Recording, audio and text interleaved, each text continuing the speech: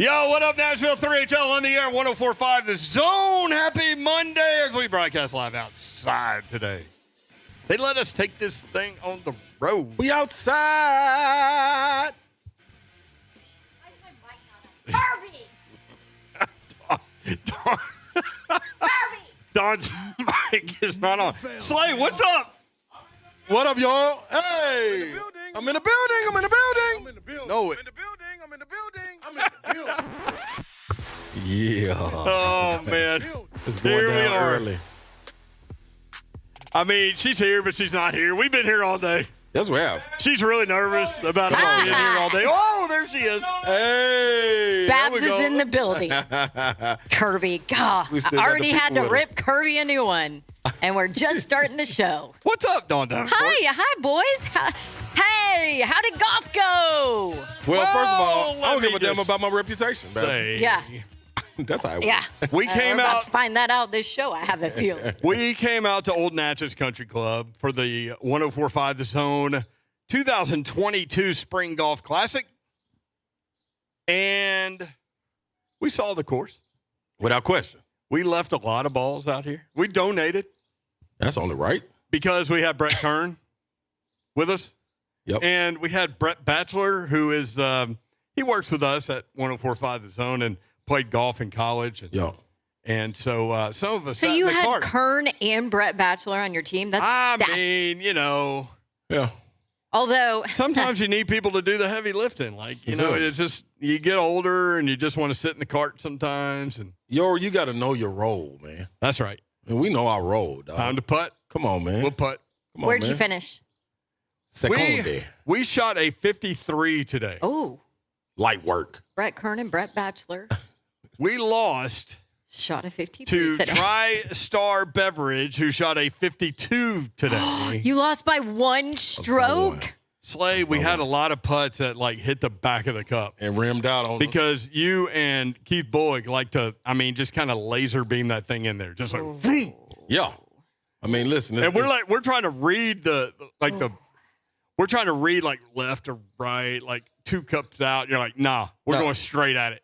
Yeah, just line me up, man. Let's go get it. Ain't really what it's about out here, Babsy. You So know? what you're telling me is you two scrubs Who's the scrub? totally ruined Brett Kern coming in and winning the whole thing because Brett Kern It's good. Oh, is real good. Really? He's a scratch So golfer. I think Brett Kern right now, he'll join us here He's in probably about, pissed at y'all. he'll join us in about 10 minutes to kind of rework the round based on whatever we say in this segment. But I think that he's probably frustrated with the way that he played because at some point Slay during the round said, look, man, you play up to the competition. And Keith Bullock was out there with us. And KB said the same thing. He's That was like, our captain, by the way. Keith Bullock was our captain. He led us to the second place finish. We have these trophies, these really nice trophies. They're heavy. Second place, April 25th, 2022. Look how nice this is, Don Davenport. I mean, it's really pretty. It's got a big golf ball on the top of it. If you're not first, you're last. That's going to look good in my boom boom room. I don't care what nobody Oh, says. no. When you're playing golf, whatever you can come home with, you come You home can place, you place. Babsy. So Bullock kept, at the beginning of the round, he kept saying, I didn't lose my ball, like on every hole. and that's a win. That was a win. Oh, bless. That was a win. Bless Brett Kern's heart. He- Oh my gosh. He had to deal Look, with it. Here's the deal. You play up to your company, right? Your level, yeah. You probably played down a little bit too. Like you guys probably took Brett Kern down a level or two. I think it was hard on him. Yeah. yeah. You know what I'm saying? I mean, it's tough. But guess what? I think. Tough when you But play that's with what people being that a aren't part as of good a as you. team is about, right, Slay? See, that's what I was just about to hit on. Yeah. You know, when you're great, you elevate the game of others. And I felt like Brett elevated me, you know, Okay. Kern and Bachelor. It's like so, Titans defense just nasty what I'm dominates, saying? and then the offense has to bring You feel what I'm themselves up saying? to that And- defensive level. And Babsy, that's what it was about, man. You know, I like to give a special shout out to my grandmother. It's her birthday today, so I won that second place trophy, Granny. You know, holding Today's it down. performance was for Come your on, man. grandmother. Come on, man. And my iron game was strong, Babsy. I just wasn't nothing off the tee. Oh, okay. My putting okay. game was solid, you know. Okay, good. So Slay, I like to stand on that. we used Slay's shot on 4, I think, right? So Yoro took notes, you yeah. use one shot. Hey, from Babs, Slay. Babs, it's not Oh, about I'm that. sorry, I'm it's sorry. not about that. It's about being able to sorry. use a shot. Okay, It ain't yeah. how many you That's use, great. it's which shot you use. Yeah. See, so you were a part of this. Thank you, Yeah. Babs. I'm not talking about putts. Like, we all made putts and things like Yeah, that. that's the easy work. But Slay hit a very Okay. good approach onto the green that was inside of Kern one time. Oh, okay. Yeah. Thank you, Okay. Yoro. And so we started on hole 2, which was a 166-yard par 3. Yeah. I haven't swung a golf club since September. And I took what did I take? A 6-iron? I don't know. And Kern went a little bit left, just off the edge of the green. Oh, no. And I popped up right in the middle of the green, about 15 feet from the pin. And you were done for the day. Done for the day. What else you need to do, Yoro? Inside of Kern on man. hole 1. Come on, man. Shot 1. Get on, man. one and rock on. First swing since September. You know what? And Done. I want this to be on record. Babsy, what I brought to the course, I don't think anybody else could have brought to the course. You know what I'm saying? And Energy, yeah, shotgun you- ability. Come and see, you know where I'm going. Oh. Like, I'm 3 in the Well, hole. we'll I'm get 3 in to the that. hole. We'll get to the You know what shotgun I mean? ability. The cigars that were brought, you know what I mean? Shout out to Ramon for supplying the cigars, man. Like, So you I- didn't even hey, man, I mean, like, you feel me? Like, I'm all around out here, man. Like, Okay. Shout out to Ramon. hey, I was endorsed. I had an endorsement for this. Oh, I okay, would there have you taken one had I known that. Yeah, I had an endorsement. You know what I'm saying? Shout That was my out to endorsement. Sponsor. Ramon. He had a Thank you to my sponsor. sponsors. Yeah. Yeah. Yeah, he did shotgun Savagery sponsors. a beer or two. Yeah, that's and all. I mean, within 4 seconds. I mean, hey. And it's funny, he'll finish and then belch. Like, finish, belch. Yeah, finish, it's a belch. science to it, Yoro. That's You know too what I much mean? info.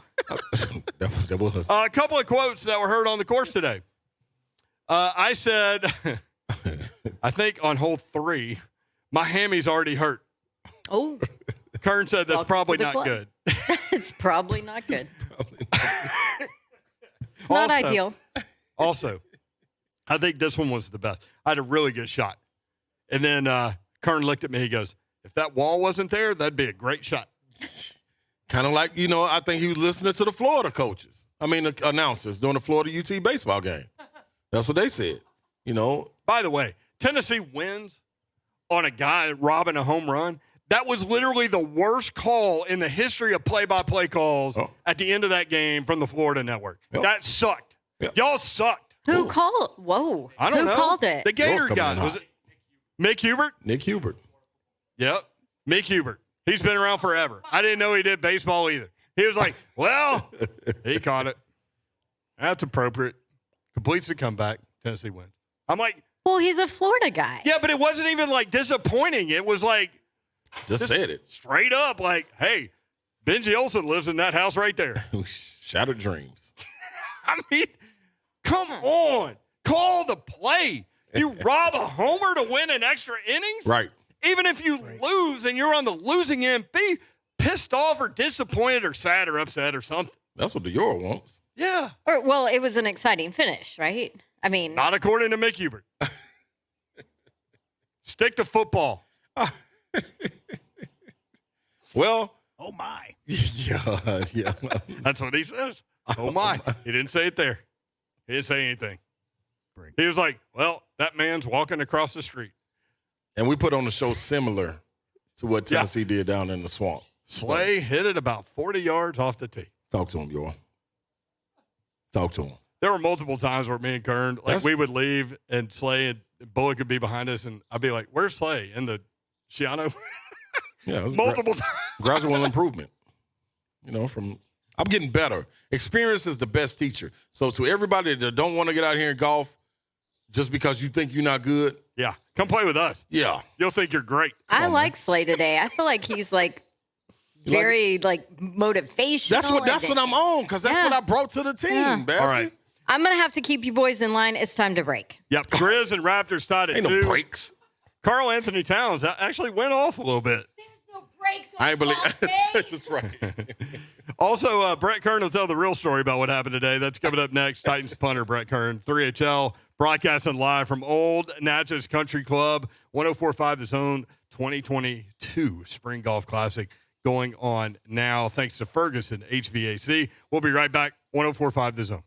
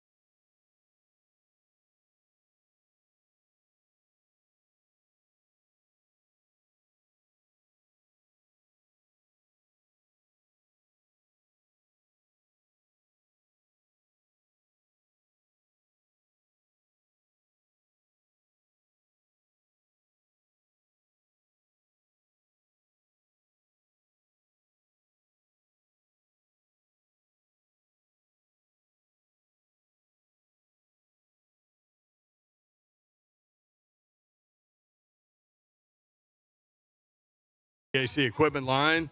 This partnership accelerates Ferguson HVAC's superior customer service and convenience to the Mid-South market. Ferguson is the nation's third leading wholesale distributor of HVAC and refrigeration products, supplies, and repair parts from top manufacturers. Enjoy the power of the Ferguson HVAC and Mitsubishi HVAC Alliance. Love it. Brent Doherty, Don Davenport, Ron Slay, broadcasting live. What up, what up? Outside today under the, we're on the Lanai. It rained for about 25 minutes, pretty hard.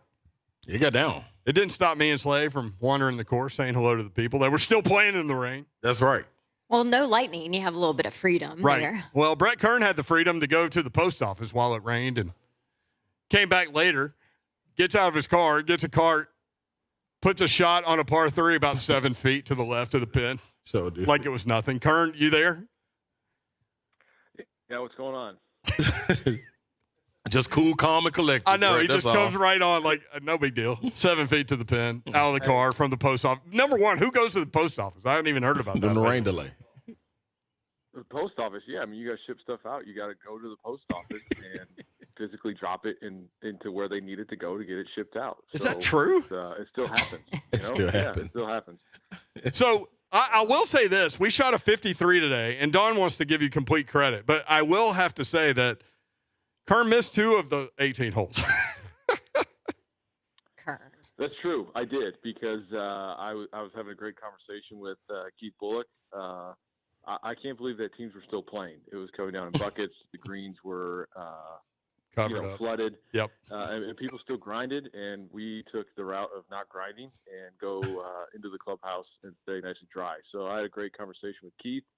I asked him if he was going to keep playing. He said, man, I'm not sure. I got the show to do at 1 with Mickey. I just don't know if I'm going to play. So that helped me make my decision to go to the post office. And so Whole Foods was next. I didn't get to that point because the rain was kind of letting up, and that's when I texted you like, hey, what's the situation? He said, we're going back out.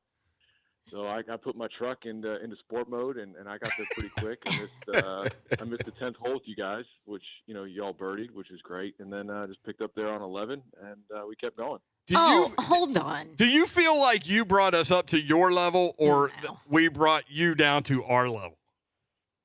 No, I think this is the thing about a scramble. It's a team game. It's a team format. Yes. I felt like everybody in our foursome brought something different to the table. I felt like I was pretty Hear good that, off the Babs? tee today, some approach shots. Brent, you have an excellent putting stroke, soft hands, which is good for putting. You made some really good putts today.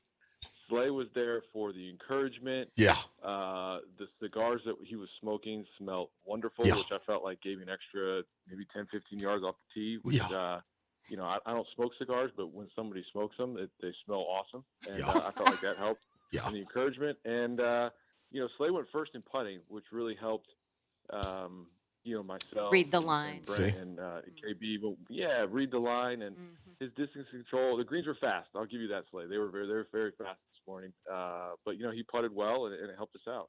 See, All Kern, right, hold on. You hear that? Let's hold on. You Hold hear on. that? Don't All you right, rain Kern. on our parade. We Our already teammate fought right the rain. there. We fought the rain, Babs. It don't rain again on our parade. Okay, Kern, cut the crap here. So they sent me a picture of the trophy, the second place trophy. And boys, what was my response? I bet Kern is pissed at y'all that you just made him finish second in this tournament. Is that accurate?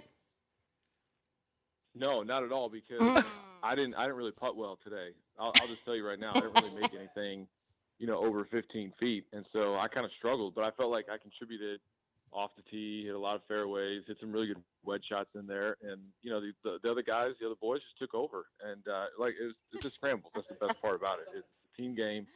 You all come together. We're riding the carts together. Slay and Keith, the tunes were just, you want to talk about that. my It was God. at least another 3-4 strokes. Oh, The tunes were, dude.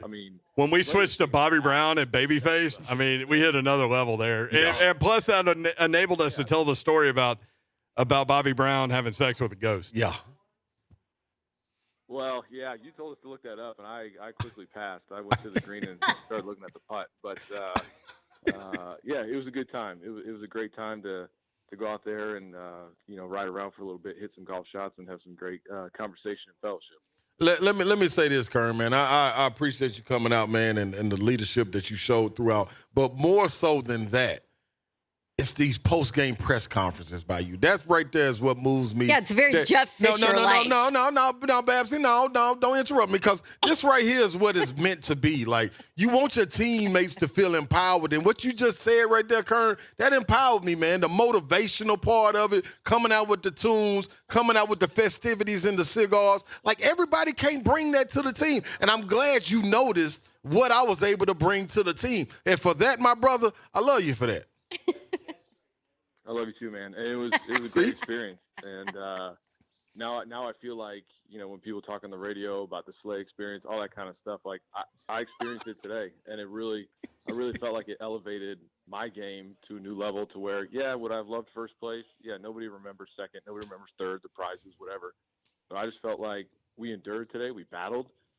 Conditions were tough, especially after that rain came down. Yeah, the green started doing some funky things, fairways were wet. You really had to make good contact on the ball. And I just felt like we battled through, and I'm proud to host that trophy. If I ever get it, Brent might have, I don't even know where I don't know. It's sitting right here, Kern. Well, that's mine. I don't know where Kern's is.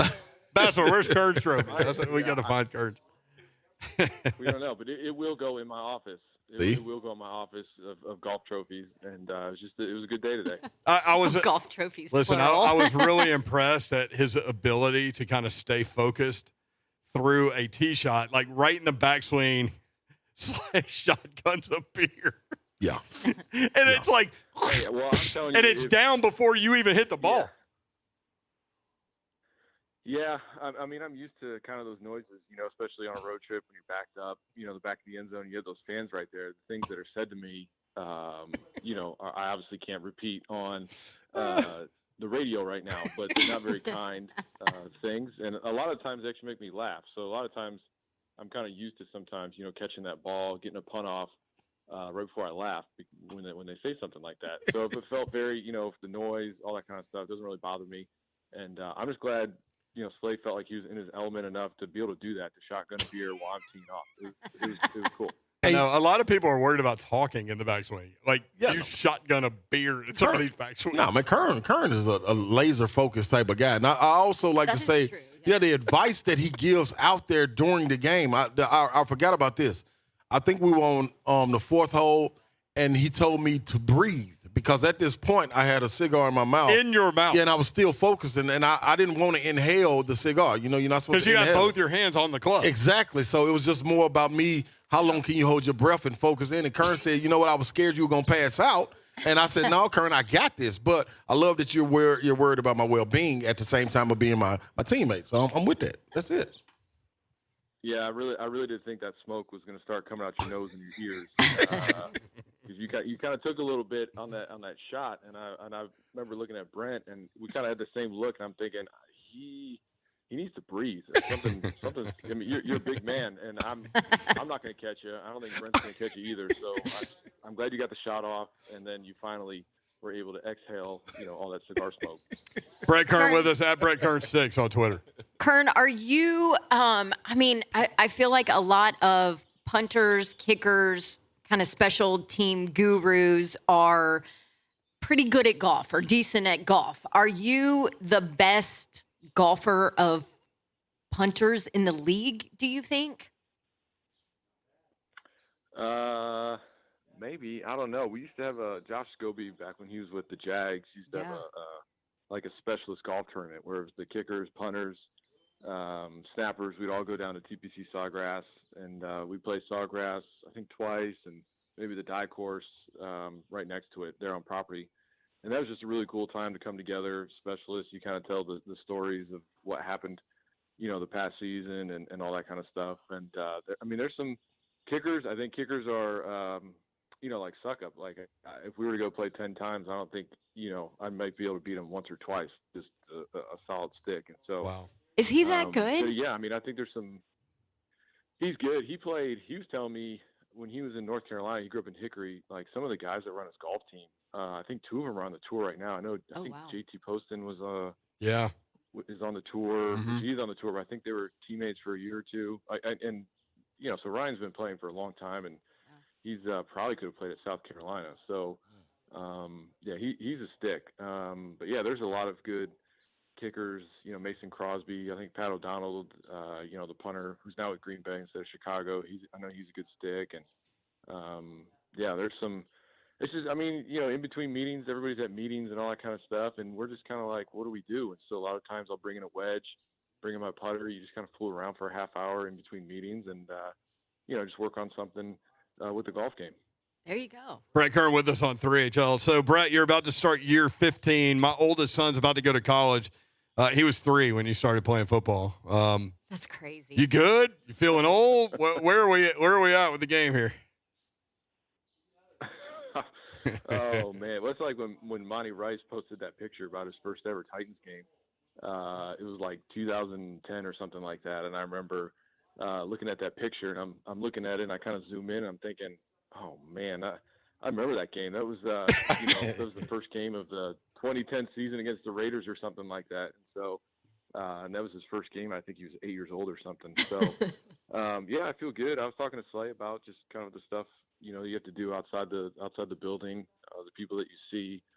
I'm on a non anti-inflammatory kind of diet just to kind of keep the inflammation out of my body. And yeah, me too. So as you get older, you kind of got to do a little bit more to take care of your body compared to when you're coming to the league 23, 24, and you feel like you could go pound some Chick-fil-A and then go out and hit 100 balls and be fine. But those days are over with. So just taking care of my body, staying healthy, and looking forward to this year.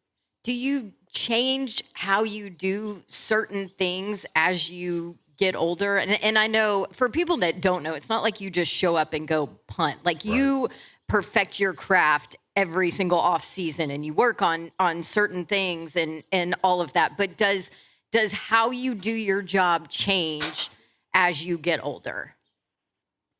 Yeah, I think you just can't. Like I said earlier, I remember when I went to Denver my rookie year. We kicked every day. And I think by the time camp was over with, I had close to 400 punts charted, which is insane. Yeah. I might not even hit 400 punts throughout the whole season in practice now. So I think it's become, instead of, quantity, now it's more down to quality, giving myself less reps and really kind of focus in on those, 15 reps that I might take where I'm with Morgan, with the snap and, got everything on, equipment wise, and really just kind of hone in on those maybe 10 to 15 reps that I do. I set up cones, from the bottom of the numbers to the sidelines in a little box, kind of call it my box drill. And so really every time I'm trying to put that ball right in that specific space that I'm working on. And so, if I have 10 reps, I'm looking to go 9 out of 10, 10 out of 10 and put them in there. Back when I was younger, I wouldn't even think to do that. You just go out there, you punt. You might work on some different things, but you just kept punting and punting and punting. And so now it's kind of taking a turn as I gotten older, and it's kind of more down to quality over quantity. Let me ask you this real quick, Kearns. What is your strength? If I was charting it, was the consistency, is the power in the leg? What's your strength? Placement, yeah. Yeah, I would probably say, just being able to put the ball in certain spots.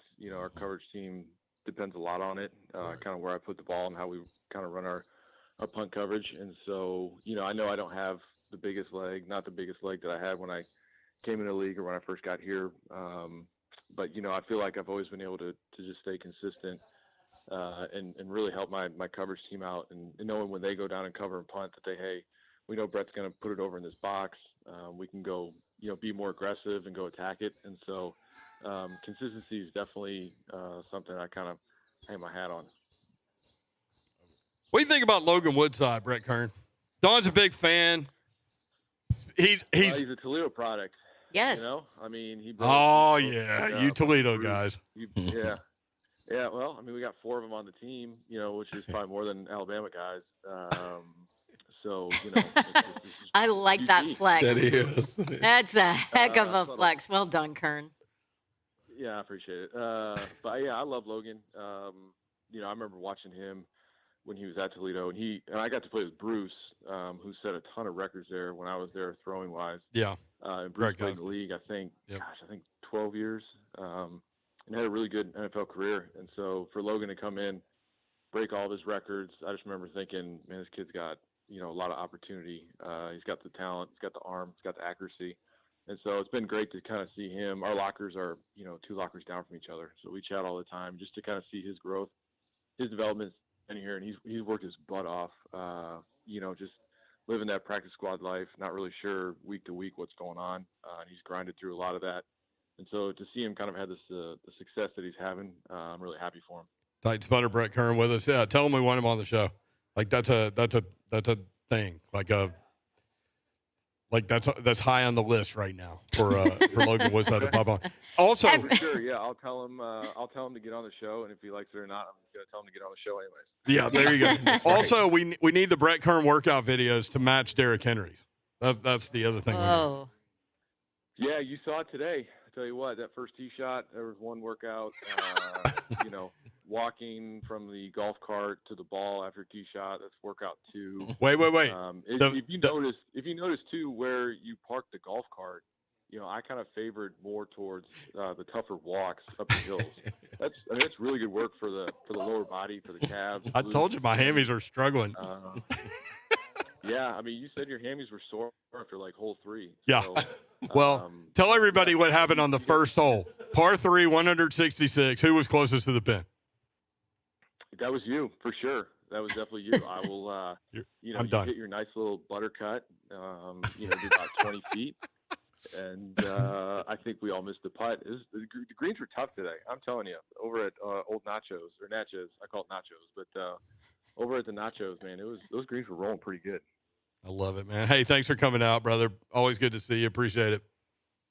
Absolutely. Fun time today. Appreciate it. Appreciate it, There Kern. is that Brett Kern 6. Congrats on your second place finish. He's so honest. Who had closest to the pin on the first hole? The boys. I'm done. He was just Boys' fault. spewing truth. You know what I mean? Throughout there, like that's what it's about, man. I mean, no, like seriously, or you laughing, but I mean, like to be able to point out the strengths in each guy on your team. That's different, man. That's different, and I appreciate that. That's what's so funny. I don't know what freaking sleigh we have on our show today, but it's bizarre. This is Very what sentimental. golf does to you. Yeah, man. You're like all Sentimental. emotional Yeah, man. all of a sudden. You get a trophy and you turn emotional Yeah, on us? man. You know, hey, this is my first trophy, man. The last one I was in, man. I think we came in 3rd or 4th or something. I got a gift card, but this right here, I can really put this It's in my boom boom. tangible. Thank you, Babsy. And this is what I need, We man. did get a gift card. Which we still haven't got been it. back to next year. Ain't been back yet. Yeah, we didn't get into the Grizz and Minnesota. Yeah. We'll do it. Also, Josh and Swain had Tennessee football coach Josh Heupel on their show today. Great quote about the Tennessee fan base. Coming up next, 3HL 104.5 The Zone.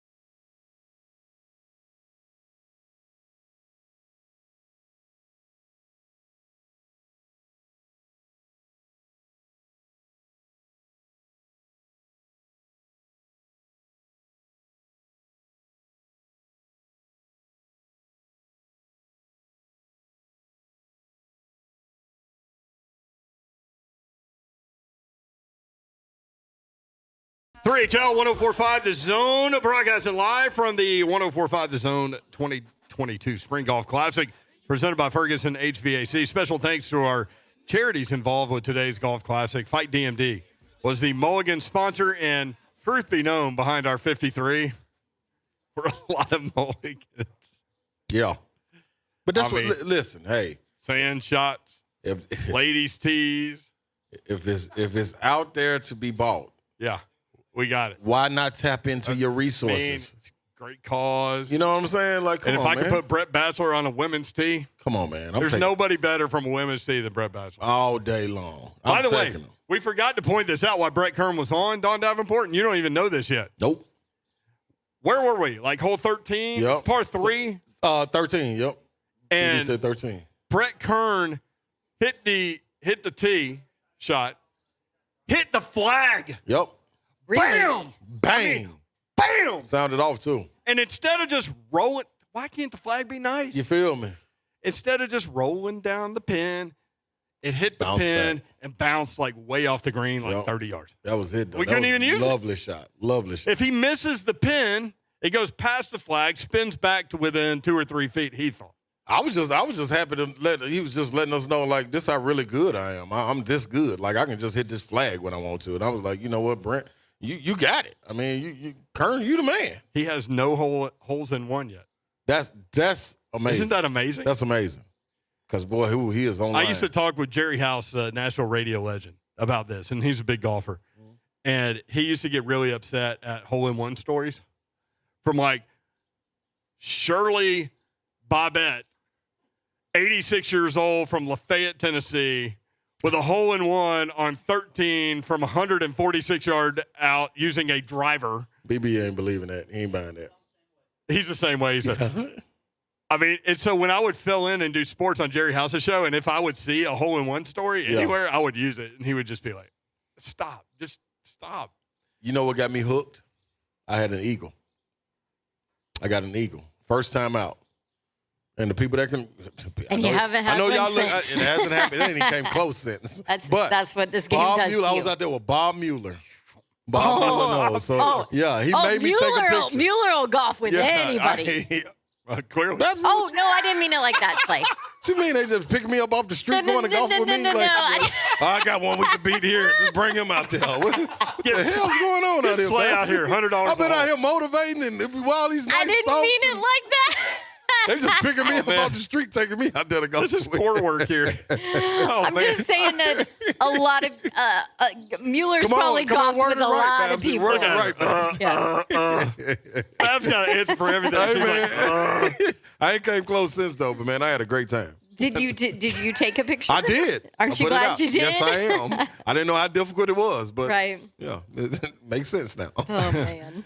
I thought the Grizz had that series done You know what? with the way that they came back twice. Yeah. Came from 26 down, win by 9, 35-point swing in a quarter in 3 minutes. Yeah. And credit to Minnesota for coming out in the last game. Your boy, Karl Anthony Towns, he was inside, he was outside, he was everywhere. Yeah, he was, man. And he finally honed in on to who he is and not just selling for outside shots. But let me say this, though. When they went back to Minnesota, that's what I expected in Game 3. Like, that fan base is crazy. Like, if you remember back to the days when Kevin Garnett, Sam Cassell, Spreewell, all those guys were running with Minnesota, man, they had great turnouts for those, man, and great support. They got the same thing now. It's just when you let them down like that in Game 3, you don't expect to bounce back. But the problem is Memphis still has home court. So Memphis That's still right. gets this over with. I think they get it over with in 6, too. That's what we were talking about in my house. Like, regardless of what happens in Game 4, you Right. got the split. And that Yep. was the goal going into Minnesota, right? Yep. Because you still have home court. Exactly. So Minnesota fans were, at first, it sounded like they were chanting "whoop that trick," Yeah. but they were chanting "Wolves in 6." Yeah. Yep. All right, we'll And- see. But it's good. Karl Anthony Towns, he is a talent without question. My whole thing is he just doesn't live up to it because you want to stay outside so much. You're the 7-footer. You're the number 1 pick in the draft. Put it on your shoulders and carry this team. You got great guys helping you in Ant-Man, D'Angelo Russell, Yeah. Pat Beverly, but you got to show it more consistently, dude. You can't go in shells and have 8 points. Like, that's not going to get it. So kudos for him coming out. And let me just say this. You got to do it more than once to me. 33 points, 14 rebounds for Karl Anthony Towns. Big boy numbers. Ja Morant, 11 points, 15 assists. And Desmond Bane is the guy that doesn't get a lot of love nationally, but that's the guy that kind of makes it go on those catch-and-shoot situations. 34 points, 8 threes coming off 7 the previous game. Guy can shoot, man. Yeah, he will. I tell you where he won't go unnoticed as soon as it's time to negotiate that contract. I guarantee they notice then. That's boy. the funny thing about this Grizz team, man. They're young, but all these guys are on similar deals. Yeah. And they So all at going to some come point- up soon, man. At some point, they're going to have to pick and choose. Yep. But that'll give you freedom to go get free agents Correct. and things like that. So, Correct. Depending on what the front office looks like, Yeah. strategically, they'll probably be able to sustain this a little bit. Josh Heupel on with Josh and Swain, new show in Knoxville on our sister station, Sports Radio WNML. Quote, I came in with great expectations. I've been inside Neyland as a competitor. I know what it means to Knoxville, this area, the entire state. Ball Nation across the country. The Power T is a logo that's iconic and stretches from coast to coast. Tennessee, it's funny because spring football almost went unnoticed, right, because of the success of the baseball program. Yep. And that's something that's probably welcomed by that coaching staff, Without right? question. Without question. You want to fly under the radar, especially when you're getting all the hoopla about it and the energy that you were creating going into the season. You lived up to your expectations, probably exceeded them, but now you get to go back into the lab with not a lot of eyes on you, if you will, because everybody's watching baseball right now, honestly, so. That's interesting. Do you really think that that's why? They didn't have the, spring game? Or what? I think part of it is because they didn't have a spring game, so people didn't necessarily maybe pay as much attention as usual because they weren't, It's not in our face. They I didn't, and there's not a ton of. I'm not saying there's not access. I know there's access, but do you know what I mean? It's not like you're out there every single day and that beat writers are watching every single snap of practice to write a whole bunch about it, and then you don't get the spring game where there's a million that's true. interviews and all of that. And then I think agree. so much news comes from social media, and so many people on social media are focused in on Tennessee sweeping Florida or Tennessee sweeping Vanderbilt and a bat getting thrown out. And, I mean, Vitello getting tossed from the game. I did like what he said. Like, I'm glad we were able to come back and win that game on Sunday because I would have been a clown show, for returning, coming off all these wins. I love the use of clown. Yeah. I utilized that about 10 times this weekend, as a matter of fact. Yeah, usually with us as well. More 3HL coming up. When we come back, we'll talk about the NFL draft. There is a new consensus, number one, with regard to the people in Vegas. You're going to be a little bit surprised, probably. We'll be right back. 3HL, 104.5 The Zone.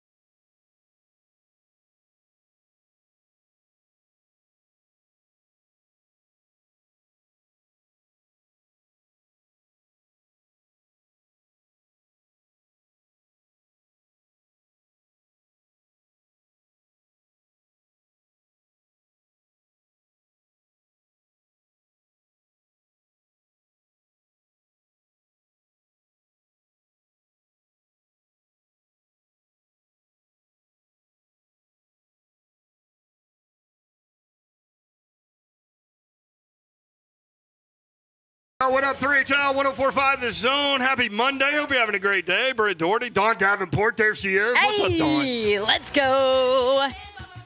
Woo! Clearly, because she's got the Tennessee orange mic. I do. I prefer Auburn orange, but whatever. I mean, hey, who's counting? Rod Slay over here has like Ole Miss red. I don't know what that is. Uh-oh. Hey, I'm in the building. Hey, I'm in the building. I'm in the building. I'm in the building. I'm in the building. I'm in the building. I'm on the course. I'm on the course. We are at Old Natchez Country Club. We have a drone watching us, Hey, man, and it's creepy. I don't know what I'm supposed to do. I feel like I'm supposed to do something. I feel like Damn. I should shoot it out of the sky. Is what I. Is the drone trying to keep the bird away? Hey, how'd it go back so fast? I don't know, man. They need those things. Dang, that thing moving. War-torn Ukraine or something. We're sitting on the lanai right beyond, what hole is that, Slay Dog? 18. And it's funny, now that you get a look at the 18th green, you think, man, that's the easiest green on the course. But down there, you don't see that on the approach shot because it's like, hit it to the middle of the green. It'll funnel right to the hole, which is in the back of the green. It should be easy. But down there, I don't really see it that way. You showed me video of one of your putts where you drained it, by the way. And now if you didn't, it was going off the back of the green. Flying out of here. But those greens were fast today, huh? Fast, yeah. Yeah. And that's the beauty of a scramble. That's right. Because you could let it rip. Yeah. Right, Slay? Yeah, that's what I did. The rain helped it out, too, for mine. Oh, yeah. Kind of slowed my putts down a little bit for me. Special thanks to Comprehensive Security. Did they have the 96 today? Somebody had a 96. That was them. Yeah, they finished last. Yeah. I think they were looking for it. They said 6 years in a row they finished last. They doing, hey, that's it, man. They're doing something right. Consistency. That's what it's about. It's important in life to have goals. Yeah. Last. Dead last. Dead. Ace Handyman Services. We saw those guys. Music City Autoplex. We put a video up on my Instagram feed. You can see that. Brent Doherty, 3HL. Columbia Sportswear, Brentwood Jewelry, Fight DMD. Love the event, and the afternoon golfers are out there. We're watching the guys putt their uphill putt on 18. I'm telling you, like, this should be an easy no-brainer birdie on 18. You know what We should have played a practice round, Slay. That was the mistake we made. No. No practice round, Babs. No. I have learned that the more you practice, the worse you are. Yeah, you just got to go out there and get to it. Okay, kids, don't listen to her. The more you No, practice. I'm just talking golf In specifically. golf, yeah, in golf. Yeah, What are you would. doing over here? Kids, don't practice, don't study. Sorry, just kids. show up, No. take the test. No. I didn't mean it like that, kids. Just get through it. A lot of guys are working their way toward the NFL draft, which is coming up on Thursday, and I'm all in. Are you guys getting excited now that it's draft week? I feel like I'm talking about my emotions. Yeah. No, but I for some reason I feel like the excitement around town is less than in years past. Is it because the Titans are picking 26th? Is it because their positions of need aren't as sexy for people? Is it because they don't have second round pick on top of it? Is it all of those combined? Where am I? What is it? Or am I wrong? No, I think you spot on. I think it's been like this like the last 2 weeks, and we've been waiting on it to build. But at the same time, we haven't gotten an idea from the Titans of what direction they're going. Like, Right. In years past, you kind of knew what you could pinpoint, like, man, we got to get this. Right. There's so many needs right now. And like you said, without any second round picks, it's But like, they're man, what not- do you take first, though? But they're not like prominent. No. Like, you're okay Yep. defensively. Yeah. I mean, obviously you need some depth there and you'll need some pieces. Right. But I mean, you don't need a quarterback, right? Unless you're looking to the future like Mayer wants them to do. Yeah. You don't need a Yeah, but backup I mean- quarterback. I got you, Logan. I do You want don't him to look need- to the future, but real quick on your Right. point, like, it really isn't the class, man. I mean, Right. It's like we asked Matt Miller, like, is there a guy, mid-round developmental guy you could get and just kind of groom? Yeah. And he's like, all those guys have been pushed up to the first, second round. Right. Like Babsy said, though, it's that position. None of them are really sexy positions that we're looking at. We're talking about the offensive linemen. I mean, maybe that's a what I tight think end. they'll go. And that's what I'm starting That's to bet. not sexy. Yeah, and at Titans all. fans have PTSD from that anyway. Exactly. Are you saying offensive linemen are not sexy? mean, 100%. Yeah, I am. And she ain't they're wrong either. And they're. I mean, I love them. But the big uglies are not exactly sexy pics. We ain't talking about you savagery, but you know what I mean. Everybody else. I love our offensive linemen. Ramon Foster is very sexy. Go ahead and play that in the morning show. I'm too sexy for my shirt. Well, so I think Titans fans are like, okay, well, Jeffrey Simmons is a great player, but when they picked him, he had an ACL, and he's not going to play for a while. And then you pick Isaiah Wilson, and, I mean, God knows what happened there. He got 3 snaps. One was on special teams, and he's on a boat with champagne bottles. Caleb Farley played, 60 snaps, something like that? Yeah. I mean, so I think Tennessee Titan fans are like, okay, the last 3 years haven't been sexy, period. Yeah. Right. Maybe we're just done with it. Even though Jeffrey is now, but he wasn't immediately. That class. I mean, what did he play? He first stepped on the field, which was amazing. Week 8, I think, which was unbelievable. Yeah, but that's crazy. Yeah. I will say personally, especially for a big man on an ACL. To go that's a lot of weight. Yeah, and the movement that he need. Yeah. Personally, I believe that my excitement is picking up, and I think it's maybe because I'm starting to hone in on what I think, which direction I think the Titans will go, and I'm ready to back that. And it's a need, man, and I think it solves a lot of problems, and that's the offensive line. If you can get that, I think a lot of. But like you said, the PTSD after talking to fans starts to set in, and you're like, all right, man, I'm just over it. Like, let's just get the camp, get the draft over with. But I think I am starting to get excited about it. Well, so Jacksonville has the number 1 pick, obviously, and for a long time, everyone's kind of had Aiden Hutchinson from Michigan going there. Yeah. And it's funny because, like, we talk to these draft guys, and they're like, man, he's a ridiculous athlete, but if you run at him, that's a different thing. Right. Like, from a skill set perspective, he's got a great pass rush ability. But within that system at Michigan, that worked well. But I don't know on him. Like you talk to draft experts, they say that Matt Miller, all these guys that we put on. Now over the weekend, Georgia defensive end Trayvon Walker has gone from a long shot to be the number 1 pick. Like no one even had him going close to number 1.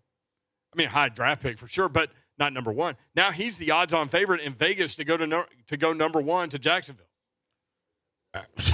So to your point, Babs, it's funny to kind of watch how these storylines change and shift over the course of the last few days before the draft. But talking to people around the draft and talking to more specifically people in the NFL, their boards don't change. Right. It's how the information gets out and how it gets positioned that kind of changes some of these storylines. But in terms of the boards with these teams, like you've kind of reached a point where they just don't change, especially at the top. No, they know. Right. And they've known. And they've done their due diligence. And so when you see like Trayvon Walker moving to the top of the draft boards, well, that's somebody getting information out because they want somebody else to think this or he's been at the top for a while and it just didn't get out. The chess game picks up now. Yep. Chess game picks up. That's exactly what it is. So what do they call them in the morning? Season of lies. Season of lies. Yep. Yeah, without question. That's where we are. Yep. Without question. And so a lot of that's going to come out here within the next couple of days. I mean, it's already started. Kenny Pickett's fallen, right? Yeah.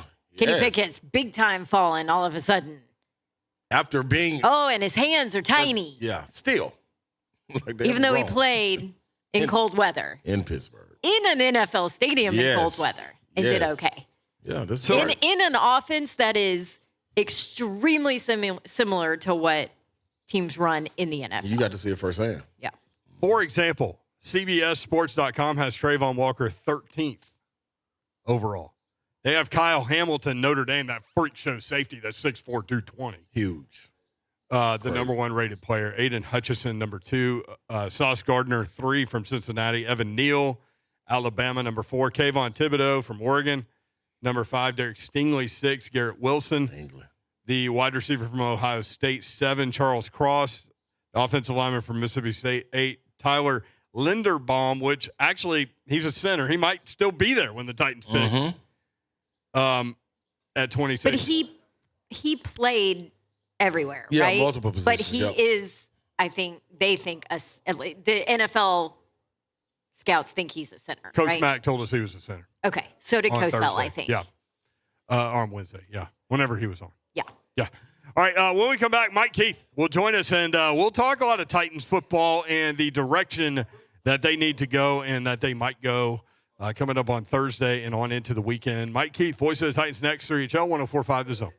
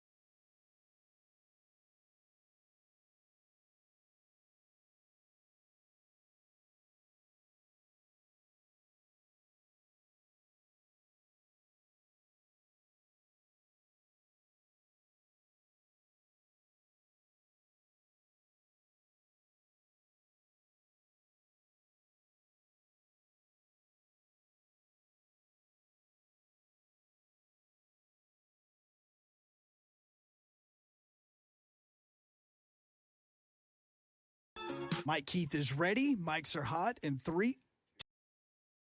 3HL 1045, the Zone Monday edition. It is NFL Draft Week, and on Thursday, we will bring the noise to Murfreesboro. Oh, A special Buffalo Wild Wings show in Murfreesboro. you know what else that means? What does that mean? You get a special NFL Titans toast. Oh. We got to toast them up, don't we? It's only right. We're at Wild Wings. We don't toast it up. Usually we're at Buffalo That's Wild Wings right. on Tuesdays. Yeah. This is going to be a little different on Thursday at Buffalo Wild Wings. Off-season toast, baby. I'm ready for it. Yeah, I'm definitely ready.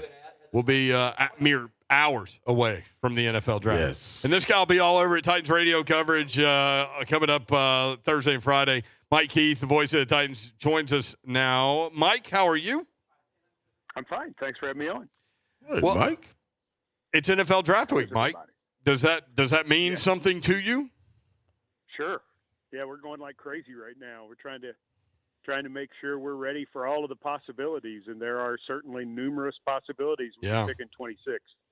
How do you, along those lines, how do you prepare for that? I just look at, I guess, do you get any more insight than maybe we do? I look at it and I'm like, well, knowing John Robinson, he could trade back, or they could go offensive lineman here, or who knows, maybe they're a quarterback of the future that they think might actually be there. Maybe they go, how do you actually prepare for that and get ready to be able to do a full-on broadcast about the unknown? A lot of prayer, Dawn. Because this will be draft number 7 for John Robinson, and if he tells me what he's going to do, this will be the first time. Yeah. No, I think you begin to narrow down from the standpoint that you start to get a real feel for who's going to be there and who's not. And we're seeing like Jermaine Johnson, who's the pass rusher from Florida State. And all the buzz right now on Jermaine Johnson is that he's going up. And the buzz about guys going up seems to be normally pretty true. It's hard to gauge the buzz about the guys going down to find out what is real and what is BS, because someone wants you to believe a guy is falling for Babs some just reason. said that. And so you get the feeling, you start to hear the good buzz about certain guys and it makes sense. And then you start to hear the buzz about other people falling and you're like, well, that doesn't make any sense. But then maybe there is something that's come back from a medical. Maybe there's an off the field issue that somebody's become aware of. Maybe there's something out there and you just can't know everything. The other part of it too, and this is what's so complicated. We don't know what teams will eliminate guys for. Is there one injury that a certain team will not take a guy if he's had this injury before? Is there one off the field thing that they will not go near no matter what? Nobody knows what the red flags are.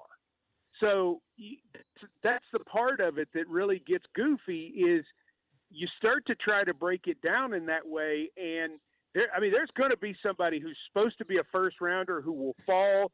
And in most cases, we will never know why, but it will be something that is in a file that someone has somewhere. I promise you. Mike, I think he's spot on with that. We ran into Gordy B and Coach Mack here at Old Natchez giving out awards, and I'm not saying I got 20/20 vision, but at some point it looked like they had the cartoon bubbles above their head with so many words and numbers and things going through. Because I know you guys are breaking stuff down. Does it come a point when you get to it and say, "Hey guys, all right, that's enough. We got enough information," or do you just keep going, leading all the way up to the draft? It's pretty much now, Ron. Yeah. It really is, because there's not much else. Because I'm not a football evaluator of talent in that way. So most of it is like Traylon Burks from Arkansas. You can read whatever you want about Traylon Burks wherever you go. Right. You go ahead. Yeah, just look somewhere and you will find a different story about him. There are guys in the draft who basically become the Kardashians. There is some story about them everywhere. And you're like, what's real and what's not? Here's what I know is real. Traylon Burks is big. He's tough. He played in the SEC. He's a real good receiver. I think he's a good player, right? That's what I kind of have to go with. And I use him as an example because at a certain point, I think teams get to this point too, guys. I think eventually they say, we've watched him play and he's real good. At a certain point that sort of overtakes everything else. It certainly does for me, because you can grind yourself in the minutia to where you just have no idea what you really think or what sort of fits. And when we do our thing on Thursday night and on Friday night, we're looking at fits for certain teams. We're trying to piece the puzzle together and figure out how the puzzle works for the Titans. Mm-hmm. I don't have to know everything about every player, but I'm trying to figure out, okay, they took a wide receiver. That's interesting, because are the Titans going to take a wide receiver, or they took an offensive lineman? Does that take one away from the Titans? Yeah. A corner, an edge rusher. You played the same game trying to put the puzzle together. What's the most surprised you've been in terms of pick? Like, if the Titans took Cole Strange from Chattanooga, a guy we all like as a player, but if they took him in the first round, like, would that be the most surprised you've ever been? What's the most surprised you've ever been? Boy, that's a good question. Like Clark Griswold waking up with his face stapled to the carpet. that kind of surprise. Probably Jake Locker at 8. Really? Oh, yeah. I think that was the one, because we kind of thought that's what was going to happen, and then we were looking at, well, maybe it's Blaine Gabbert or whatever. But I think when it really happened, it drove home the reality. Everybody forgets that was the lockout draft, and we didn't have a quarterback on the roster, not on the roster. And so they felt like they had to do something, and their hand was really forced by that. But you were thinking, wow, that really seems high for that guy, for what his career at Washington had been like. I like Jake Locker. I don't know that anybody was really excited about him at 8, but the thing was they didn't have a lot of choice. They could have taken Blaine Gabbert at 10, or they could have taken Christian Ponder at 12, which is what ended up happening because other teams were in the same position. But I think when that really happened, and that's kind of what I thought was going to happen, but when it really happened, I remember going, wow, they just did that. Yeah. Whew. Yeah, see, that's a good one. I was surprised by the Taylor Lewan pick. I was surprised by the Pac-Man Jones pick, but that Jake Locker pick, that's an interesting angle. I was surprised by the Farley pick. Yeah. Yeah, I wasn't. I wasn't, and because you're talking about a guy that, he might have been the number one corner on the board, if not for COVID, and if not for the back injury while he was working out. And he's still, you watch him as an athlete, and I've seen him just running around, at the facility. This is a really special looking athlete. He is a very different looking corner than they've ever had. I think he may shock a lot of people this year if he can stay healthy. That's the number one thing, is he's got to be able to stay healthy. But I feel really good about him with Frank Perino, our strength and conditioning coach, and the head of that department, and Todd Torricelli and our training staff. I have a feeling this young man is going to come back and be even better. The Jones pick was one that was they had no corners on the roster. Right. They had none. Similar deal. They didn't have any. And so they end up taking him, and the other two guys they could have taken didn't end up being even as good of players as what Jones did. Unfortunately for Jones, it was after what he did here, and then he did the good things with another team finally. Yeah, and he talked with us about that. Yeah. Like, he reached a point in his life where, he understood what was important when he was in Cincinnati. And it's interesting to think about Pac-Man Jones. Like, we all have memories of him, and he only played for the Titans for 2 years. Crazy. Kind of like Lorenzo Neal. Yeah. Lorenzo Neal goes down as one of the big fan favorites in Tennessee Titan history, and his roster term here was limited.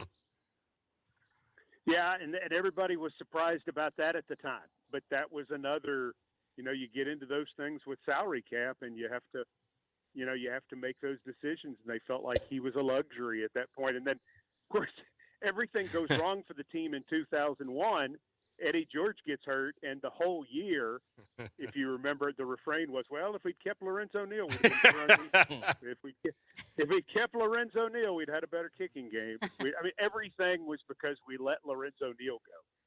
Mike Keith, voice of the Titans, with us on 3HL. Mike, we've been talking about the excitement leading up to the draft and where we are with it. You guys have been out on tour and able to see the fanfare and the excitement from fans. What are you getting from the fans? Is this more of a wait and see moment for them as well, like we're looking at it, or but you been able to touch the fans and kind of get a pulse of where they are? How have they been feeling?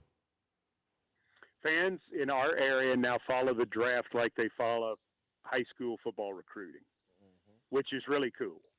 It's really cool to see the development and the craziness that fans have with it. And so you meet and talk to people who have become real life draftniks. And they meet Coach Mack, and it's like they just met Justin Bieber. It's phenomenal because they get so excited about Coach Mack because they love to hear all his draft stories and everything. And I get it. And I he adds to us in so many different ways. He especially adds it on Thursday and Friday night with his unique insight. The other thing too about people, and I don't know if these are necessarily the people who follow the draft just as closely, but I sense for a lot of Titans fans, this is a turning of the page from 3 months ago. This is the official start of time to move forward from 2021. Time to get on to the next thing. Yes, I know the calendar changed and free agency happened, but I think this is a sense of excitement that people everywhere can sort of get to get back into it, because I think there's a realization how it ended was hard. And it's been hard on everybody who loves the Tennessee Titans. I get it. Mike Keith with us on 3HL. Isn't it interesting in terms of the quarterback position this year that, like, I remember when you could get, like, a developmental guy in, like, the 4th or 5th round and bring him on your roster and coach him up and things like that. We asked Matt Miller about that the other day, and he was like, those guys got pushed up to the 1st and 2nd round in this group. So, like, he's like, they're out there. They're just going to get drafted high because people need quarterbacks. And as Coach Mack, you mentioned, Coach Mack always says there's 2 different drafts, quarterback draft and real draft.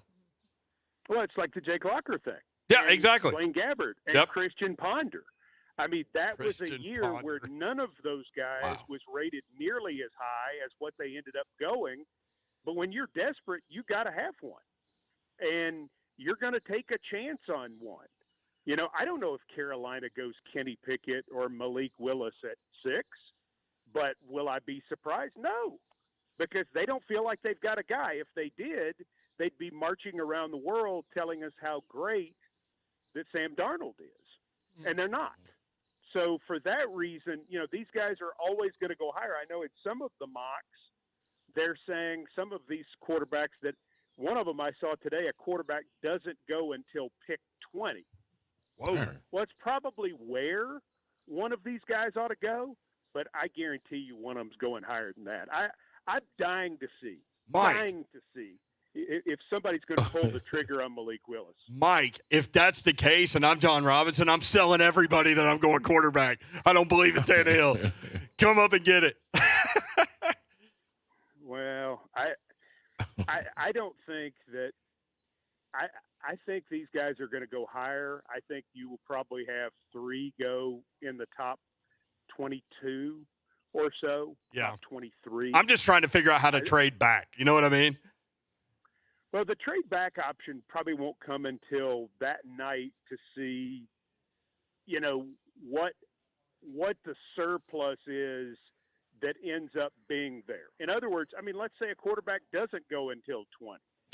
Well, then you probably got a shot to trade back because, let's face it, Detroit might say, hey, listen, we want to come up from 32 and grab a quarterback. We did something different at 2, and so we'd like to grab a quarterback here. We'd like to grab Matt Corral if he's still sitting there. So yeah, I think it would be very good for the Titans if the quarterbacks went later. I just don't think logic tells us that's probably what's going to happen. So, Mike, is that the most intriguing thing going into this draft? What could transpire as far as moving and swapping picks more than the shocker of Who they man? take. Yeah, who Yeah. they take? You know what I'm saying? For the Titans or for everybody, Ron? No, for everybody. Yeah, I'm just talking about overall on this one. I think the most fascinating thing that I'm watching is to see if the first 10 picks really end up being guys, none of whom handle the football. And that is a realistic possibility. I don't think it's likely, but it could be that it's all corners, edge rushers, offensive linemen, maybe even a linebacker that go in the first 10 picks, and that no one who handles the football goes in the first 10. Crazy. Again, don't think it's likely, but I'm dying to see that because apparently that's not happened since 1938. Whoa. Wow.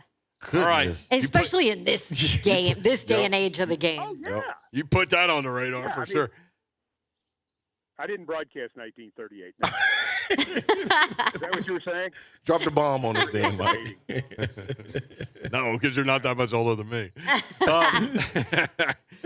So, like, Dawn's thing is, like, it's fun during the draft season and the few days leading up to watch all the, like, the misinformation. You were talking about it earlier, like, what people want you to think and all of these storylines that come out. And so now, like, I click on ESPN and it's Georgia Bulldogs defensive end Trayvon Walker emerges as consensus favorite to be the top pick according to sports books in Las Vegas. And I look at CBS Sports, which I have open also, that has him 13th.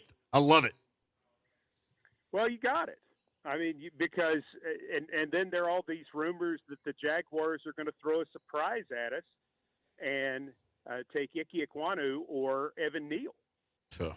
You know, or that they may take Aiden Hutchinson instead. You know, so you've got all of these things that are rolling around. I saw a mock today, I think, Aiden Hutchinson dropping all the way to 6. Wow. It's like, what? And I tell you who's a whole card in all of this, too, is Stingley from LSU. Yeah. That's a wild one right there.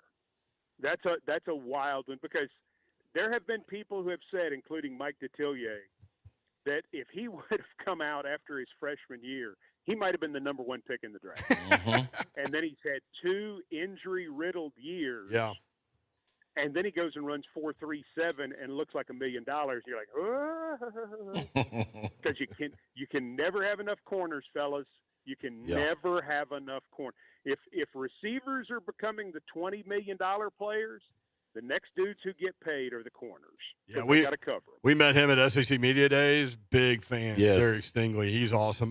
He's a sweet-looking player. On the way out, prayers up and congratulations to Amy Wells and Josh Corey. Olivia Lane born on April 22nd, 2022. And Titans _Amy on Instagram put out a beautiful picture of baby Olivia. Oh, so Congrats, cute. Amy. Wish the kid had a little bit of hair. Have you seen the child's picture? It's a beautiful child. Yeah, so pretty. Full head of hair already, too. Mike. Beautiful child. Yeah, we're very excited for Amy, and you know we're going to miss her on our draft coverage. She tried to make it to the draft. She almost did, but at the end she said, "You know, I think I'm just ready to have this kid." It's like, hey, we got it. Yeah. Well, Dawn's been there. She knows. You have these goals and these thoughts and these ideas, and you're like, you know, let's do this now. Let's just knock this out. Mike, let me throw this at you while you're going out. Okay. The next time we have to do an event like this out at Old Natchez, I want to somehow get you with Red Gordy B and in the studio to record about 6 or 7 little motivational things that I want you to be able to say in my ear. And I'm going to play them each time I go up to the tee because your voice is so calming for me, Mike, and I just feel like I can get over the hump where I'm being stuck right there at this roadblock. But with you in my ear, Mike, I think you are the key for my game to go to the next level. Ron, that's the greatest honor of my life. Thank you. I will do whatever you need me to do. I knew you'd be game for that, my man. I thought you were going to try and recruit Mike Keith on your golf team. No, I need his voice more so than his play. Okay. You know. Better than that. He doesn't want my golf game. He wants my voice. I think we were good with Brett Kern on the golf team. Yeah, he was different out there.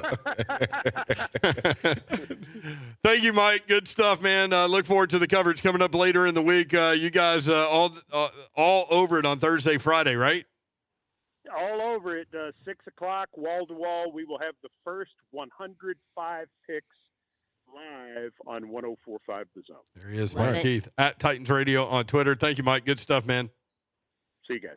All right, coming up next, Tennessee with another transfer Man, it's possibility in portal stuff, man. basketball. We've got that for you. Also, coming up at the 5 o'clock hour, we'll visit with Jeff Jarrett. Slap nuts. Love it. We'll be right back. 3HL broadcasting live from the Zone 2022 Spring Golf Classic presented by Ferguson HVAC live at the Old Natchez Country Club.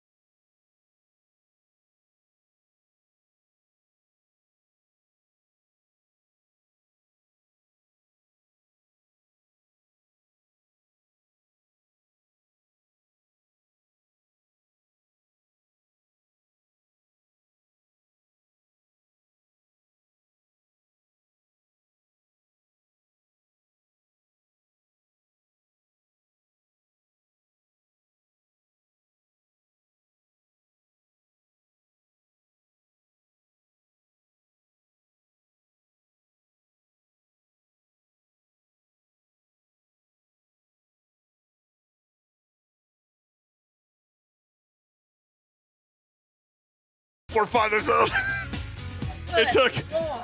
It took till 4:48 for Davenport to just get totally worked up, and it's a weird thing that's got her going. She had me nervous. Economic professors. I'm sorry. Like, seriously. So, are you guys getting this too? You have to be getting this too because No, they sent one message and I didn't respond to it. Okay, well, I didn't get it. I have now had like 10 economic professors. They are economic professors that have tweeted me about our conversation with Burke Nihill. Apparently, I'm the only one that talked to him for an hour on our show. Only you, baby. Or, let me see, perhaps it's this. Economic professors are like, oh, look, there's a blonde female. We'll go attack her on Twitter. Yeah. So anyway, I've had like 15 economic professors from all across the country. Half of them know nothing about Nashville, probably, know nothing about this stadium project, know nothing about what goes into it, know nothing about any of this project and how they're hoping to fund it and what happens with it. Now, there are a couple from Middle Tennessee or Murfreesboro, whatever, that are in it. But, like, why? Why? And you, Stop tweeting me. I don't Tweet care Burke about. Nihill. I don't care about your 5-page study research that you did about how it doesn't benefit the city. I don't care. And don't sit here and give me a graph about how. Hold on. I mean, This guy's at I see the MTSU. guy right. No, I'm the author of this article.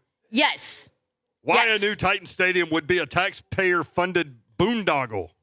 but This is Daniel. Daniel, feel free to call in. Actually, Please. you're probably not No. listening because you're not a sports fan. So Right. I know you're not listening to what we're Listen, talking Babs, about. We're trying but to entertain. no, but guess what though? This is what. well, that would be entertaining. This is what he they got to used know too. boondoggle in his article. Come on. That was entertainment. That's But a heck of a word, man. I'm this going to is have what to they start gotta using understand, that. though, Babs. Can we have a boondoggle segment? We most definitely can boondoggle it. But they got to understand the questions. Some of the questions that we were asking were coming from fans asking on Twitter as well. So, But this is my whole thing, Slay. Yeah. They took one clip where I asked. yep.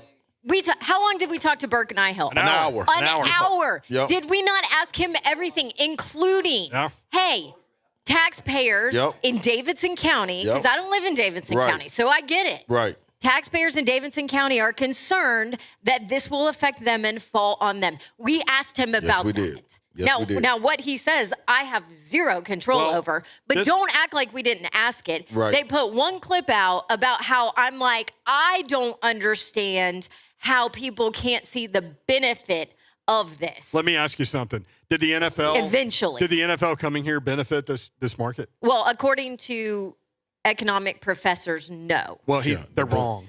Well, they They're wrong. boondoggled their way in. They're though. they boondoggle themselves. But this is my other thing. So this professor is saying, Boondoggle. just looking at the raw data, Nissan Stadium had no discernible impact on employment growth in Nashville. First of all, how are you going to say that Nissan Stadium had zero impact on employment growth in Nashville? It's not this data graph is not broken down to that extent. Right. So now it goes up. Employment growth in Nashville goes up. How do you know the Titans had nothing to do with that? Right. How do you know Nissan Stadium had nothing to do with it? And this is my other argument.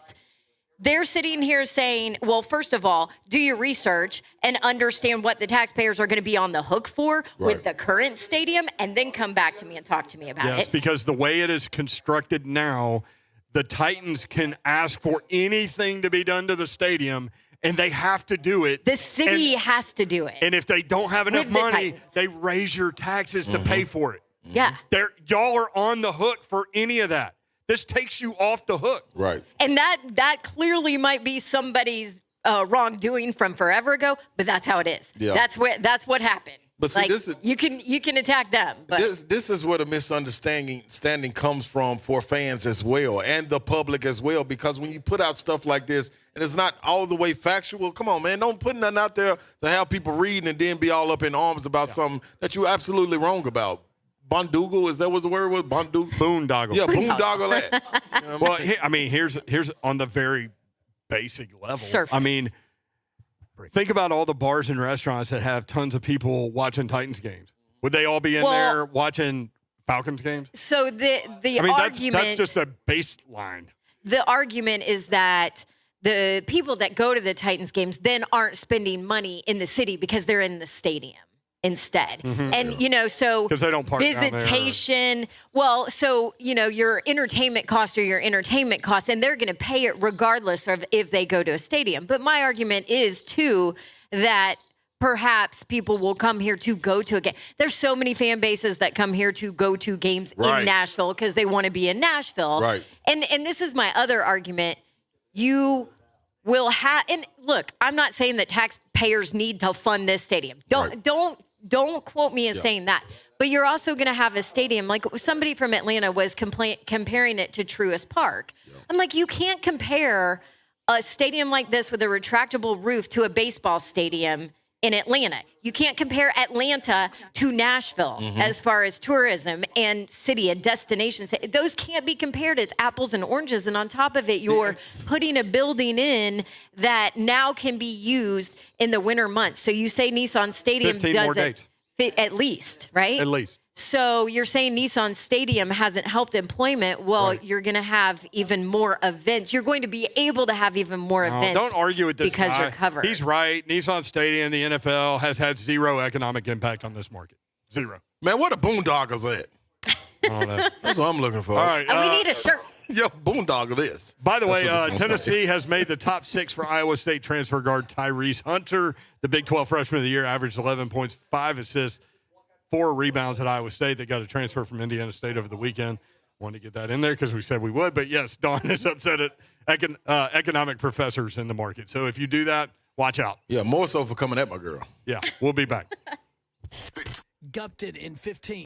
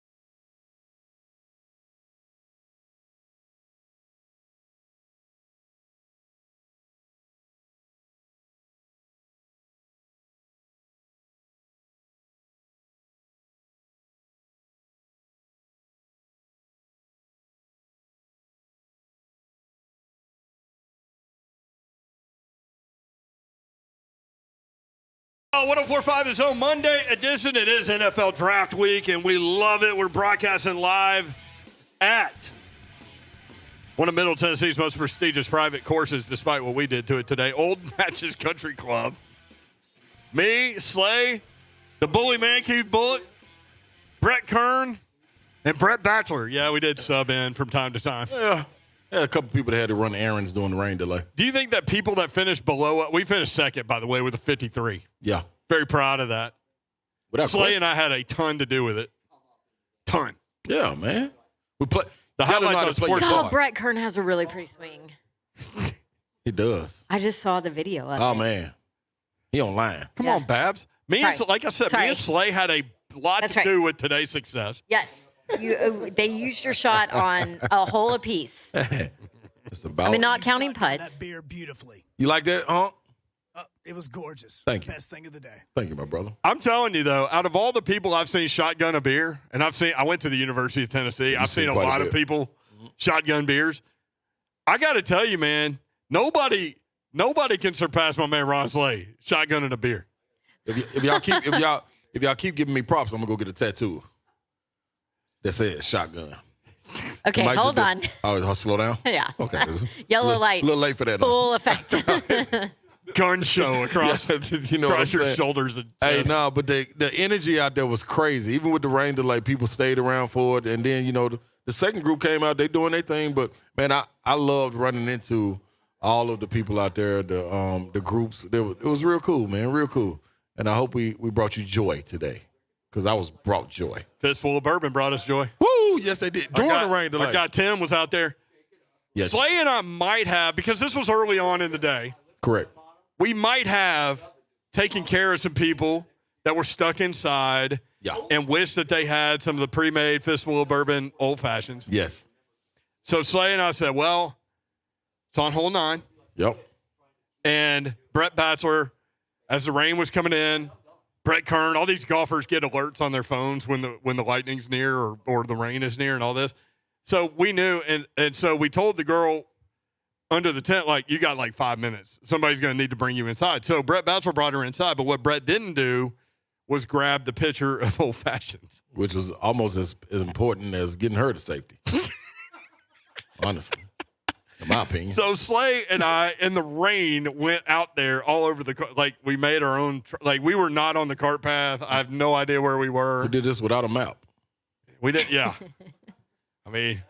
And let me just say this for the USA from South Carolina, we needed her. Yeah. You really don't want, I think I'm the only one that will ride with Yoro, because Yoro takes paths, man, that are really unconventional, and you should probably have a 4x4 golf cart. The path less traveled. Yes, you did. Yes, you were worried about your life a couple of different times. Yeah, listen, I'm carrying a lot of weight, man. Whatever you do, don't flip it. Don't flip us, man. Because I can just see this. I can see this going viral. My arm gets stuck under there or something, and Babs trying to figure out what happened to us out there. And we got to say he can't run the 40. Yeah, you know what I mean. I don't need no excuses.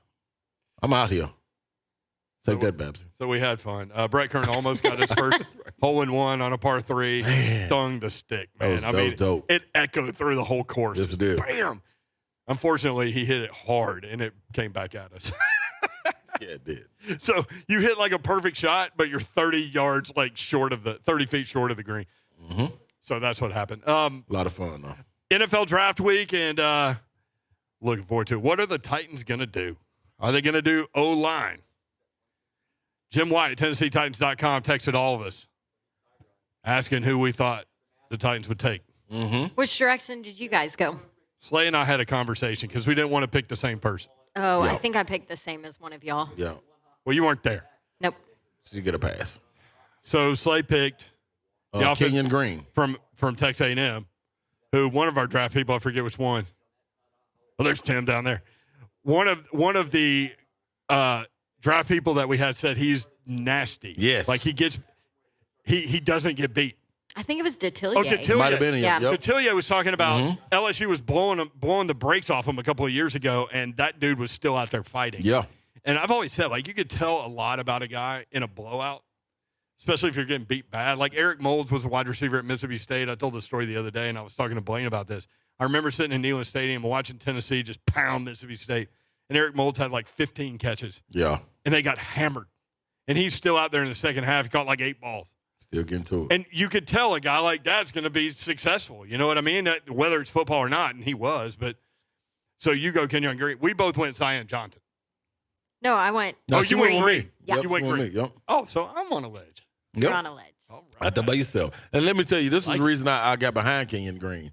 I wrote a couple of little notes down for myself. He allowed 1 sack over the last 2 seasons. We need protection from RT, and we need some holes made for King Henry. You know, so I think that is something that losing a guy like Roger Saffold, and if you're thinking about left guard, you need somebody to come in and fill that position. You got this the guy for me. Man, he is mean and doesn't apologize for it. So there's the nastiness. So that nastiness from the defense just trickles on over to the offensive line. I like that. Also, played in every game the last 3 seasons and was spread across the line, played 4 different positions, 35 starts. Just not center. No, just both not center. guards, both tackles. Exactly. So if that's what we talking about, flexibility and able to fill a spot, whatever spot that may be, this is the guy I'm leaning into. So take that. So take that. Yeah. Take that for data. And I'm not far off. Economic professors. Yeah, Bonduga that. Tyler Linderbaum was another guy that was almost on the list, but the guy you picked, Zion Johnson, I think is another guy that's good and nasty as well. So any guys consensus All-Americans, they're gonna get my attention. I feel like I am less sure of what people in front of the Titans are going to do this year, Right. and so that's where That's I a am great point. Yeah. on really not knowing. So that's why I went offensive lineman, because I could have gone receiver, because I think that is a possibility. If Right. they stay there, I think that's a possibility. Right. I mean, You wouldn't be wrong. deep down, I wonder if it will work out right to where they can trade back and grab a second-round Yes. pick too in the process. Yes.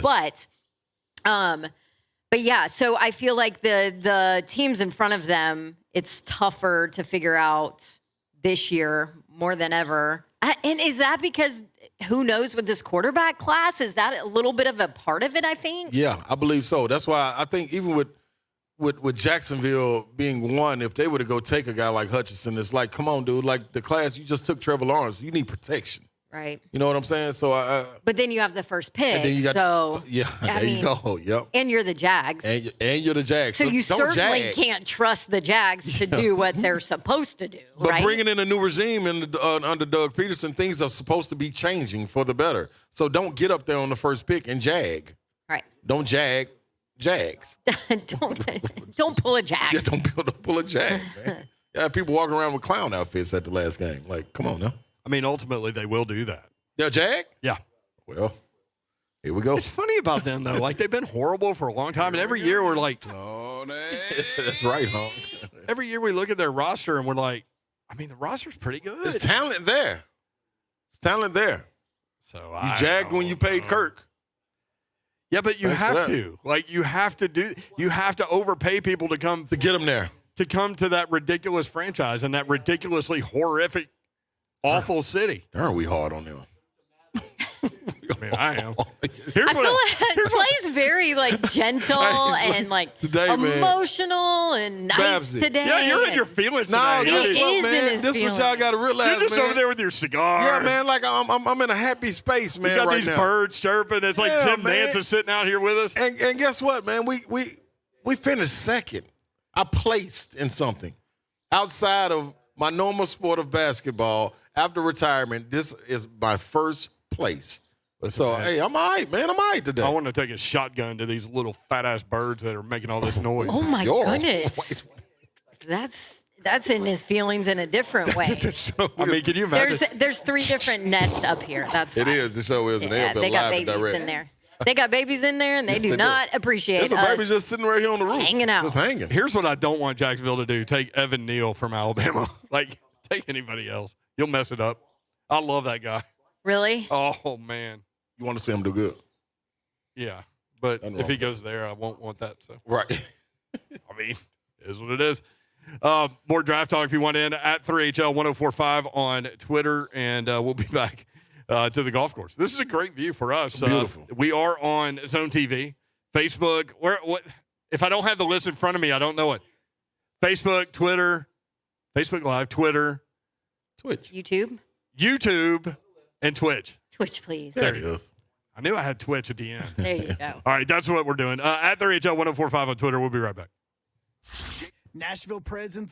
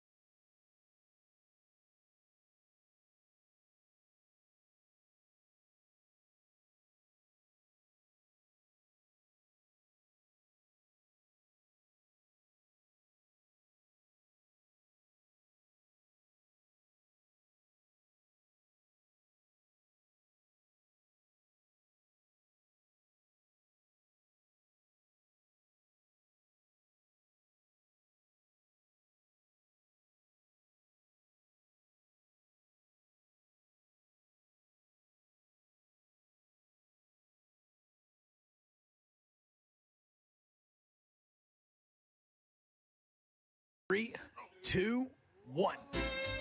3HL 1045, The Zone, broadcasting live from Old Natchez Country Club, the Zone 2022 Spring Golf Classic going on. We shot 53. Can I say that enough, Slay? 'Cause No. I'm very proud of that 53 that we had so much to do with. Man, listen here, man. I'm telling you right now, I got plaques on the wall in the boom boom room. I got my SEC ring, my national championship ring, my state championship ring, all of that in a certain spot. Guess what? Second place is going right up there too. Like I don't need to hold that no more, Brett. Second place, first loser. Listen, see, Babs, that's you looking at it through a wrong lens. All right, we got the wrong lens. We got a very competitive guy sitting down next to us, Jeff Jarrett, Double J. What's up, man? How are you? Hello, crew. Hey, Jeff, Dawn. You guys will have anybody on this show. I mean, you just have anybody on this show. There's no question about Slay, Wayne, you threw him not just under the bus. You backed over him, put it in drive, back. Told him hit the gas and everything. A tear came. Yeah, exactly. I felt bad for you, Here's the thing, Thank Jeff, you, and man. I know you'll appreciate this. Typically, we don't accept second place trophy. Yeah. But when it comes to golf, We're a no participation trophy show. that's definitely true. But when it comes to golf, it's going up on the mantle. Listen, I ain't no pro. My wife's going to be like, why is this in our living room on the mantle? I'll be like, second place. Guys, wait. Talk to him, Double J. Come on now. Talk to him. Did y'all back up to have that trophy given to you with Kern leading the charge? Y'all surely Listen. look, Slay, you just named off your accolades. Yeah. Rings, Yeah. titles, Yeah. championship belts. You've won it all. Yeah. I'm right there. And you are grinning from ear to ear for this second I'm so place happy. trophy. I'm so happy. You hear me? I'm so happy. I can kiss babies and Yeah. sign autographs all day behind this. Listen, it's like Double J becoming a Hall of Famer in like everything he does. It's just second place at the Zone Golf Tournament. It's right up there, right? I love it. Oh, man. How are you, man? Man, what a beautiful view out here. Yeah. Good to Having see a you, good brother. time. He's over there smoking his championship cigar, taking it all in. In a minute, the champagne. I guess you already finished the champagne bottle already. Oh yeah, and I'm on Celsius. I'm recharged like Ryan Tannehill. You know, recharged, baby. Hey, Oh man, I got a question for Double J. Can I ask it right now? here we go. We're diving in. We got to get go. into it right now. You I know guys we got have other anybody things on to this show, so just jump in. Might as well. Listen, so it's a lot of things that I picked up and I had signatures for when I was playing ball, and one with you, the strut, Double J. Where did the strut come from? Oh boy, I get that question asked a lot. A lot of people think it came from the Nature Boy. It didn't. Fabulous Jackie Fargo in this area. He's been around forever. He passed away a few years ago, but the Fabulous Jackie Fargo could strut like no other, and he got the strut from Nature Boy Buddy Rogers. So it's handed down. It's as things have progressed over the years, it just like basketball. Yeah. It just things get a little bit better, a little bit different, a little bit crazier. And so I sort of took the strut on, and man, I wish that camera over here, we could get you to do your version of the strut. I'll bring it. When I walked in, you started Yeah, I strutting. had to. I always don't want to do that, man. How I'm did it telling you. look? What's your I evaluation? just caught it out of the, Paul was talking to me. Just what I saw it saw. as a peripheral. Peripheral. What I saw, it's a 5-star. Thank you. It's better than a second place strut. Thank you, Double J. That's It's what I'm better talking than a about. second place strut. That's what I'm talking about. I thought for sure you would run out here with the guitar and just smash him over the head with it. No, I'm waiting for the guy to walk off the green here who comes in second place because I want you guys to be the only second place winners today. Take them out, baby. Take That's them it. out. Take them Slap out. nuts. Real Jeff Jarrett on all the socials, right? That's it. Twitter, Instagram, Facebook. Dude, I see you everywhere. You've got so many things going on right now. I love the podcast. You guys are free ranging on that deal. We are. It took off. Matter of fact, today we recorded episode 51. So Oh, it's that's been dope. it has been a blast. It has opened up a lot of doors. But yeah, we're me and Road Dogg. Slay, you remember Road Dogg? I do. Oh, you didn't know? Yeah, I do. Me and him are doing a live show out in Vegas Memorial Day weekend. So the podcast, we're having a blast with that. My partner, Conrad Thompson, he's part of this sponsorship today. It's Save with Double J, but it's a subsidiary of Save with Conrad Mortgage Company. So we're very excited. I just got back from Boston this weekend. We were at PAX East. And I know none of the three of you guys know what PAX East, but it's a gaming. You gamer? No, not a gamer. Yeah. So it is a it's Not anymore. My wife won't let me. She said when basketball's over, you got to cut all the games out. I've just been working now. Just Double J, I'm just working. It's amazing when you have to be the breadwinner, which you actually have to put down. Yes. Nightlife and a few other things. No. Anyway, yeah, been very busy, very blessed. Producer in a video game. We talked before we came on. I'm part of an ownership group of minor league baseball, play ball. First game's up in June, first weekend, Saturday in June in Springfield, Illinois. So, Brent, it's been a long time since we did our remote way back in the day. Yeah. Remember when we did that? Yeah, First time we met. Over off Old Hickory, which is very detailed information in Nashville, right? On 24 headed toward Clarksville. And Yes, sir. yeah, that was a long time ago. That was fun. Sudden service or something like that? Yep. Yeah. Mm-hmm. Yep. And Nice, good memory. How about that? That's what we- how many wrestling matches have you been a part of, do you think? This month was my 36th year. So, 36 years, bro. yeah, tell me about it. Tell me about It's it. amazing considering you're only 38, right? Yes. I have no idea. A lot. Back in the day, we did it 7 nights a week for the first 7 years. And then in the 90s, we were going about 20 to 22 days a month. Wow.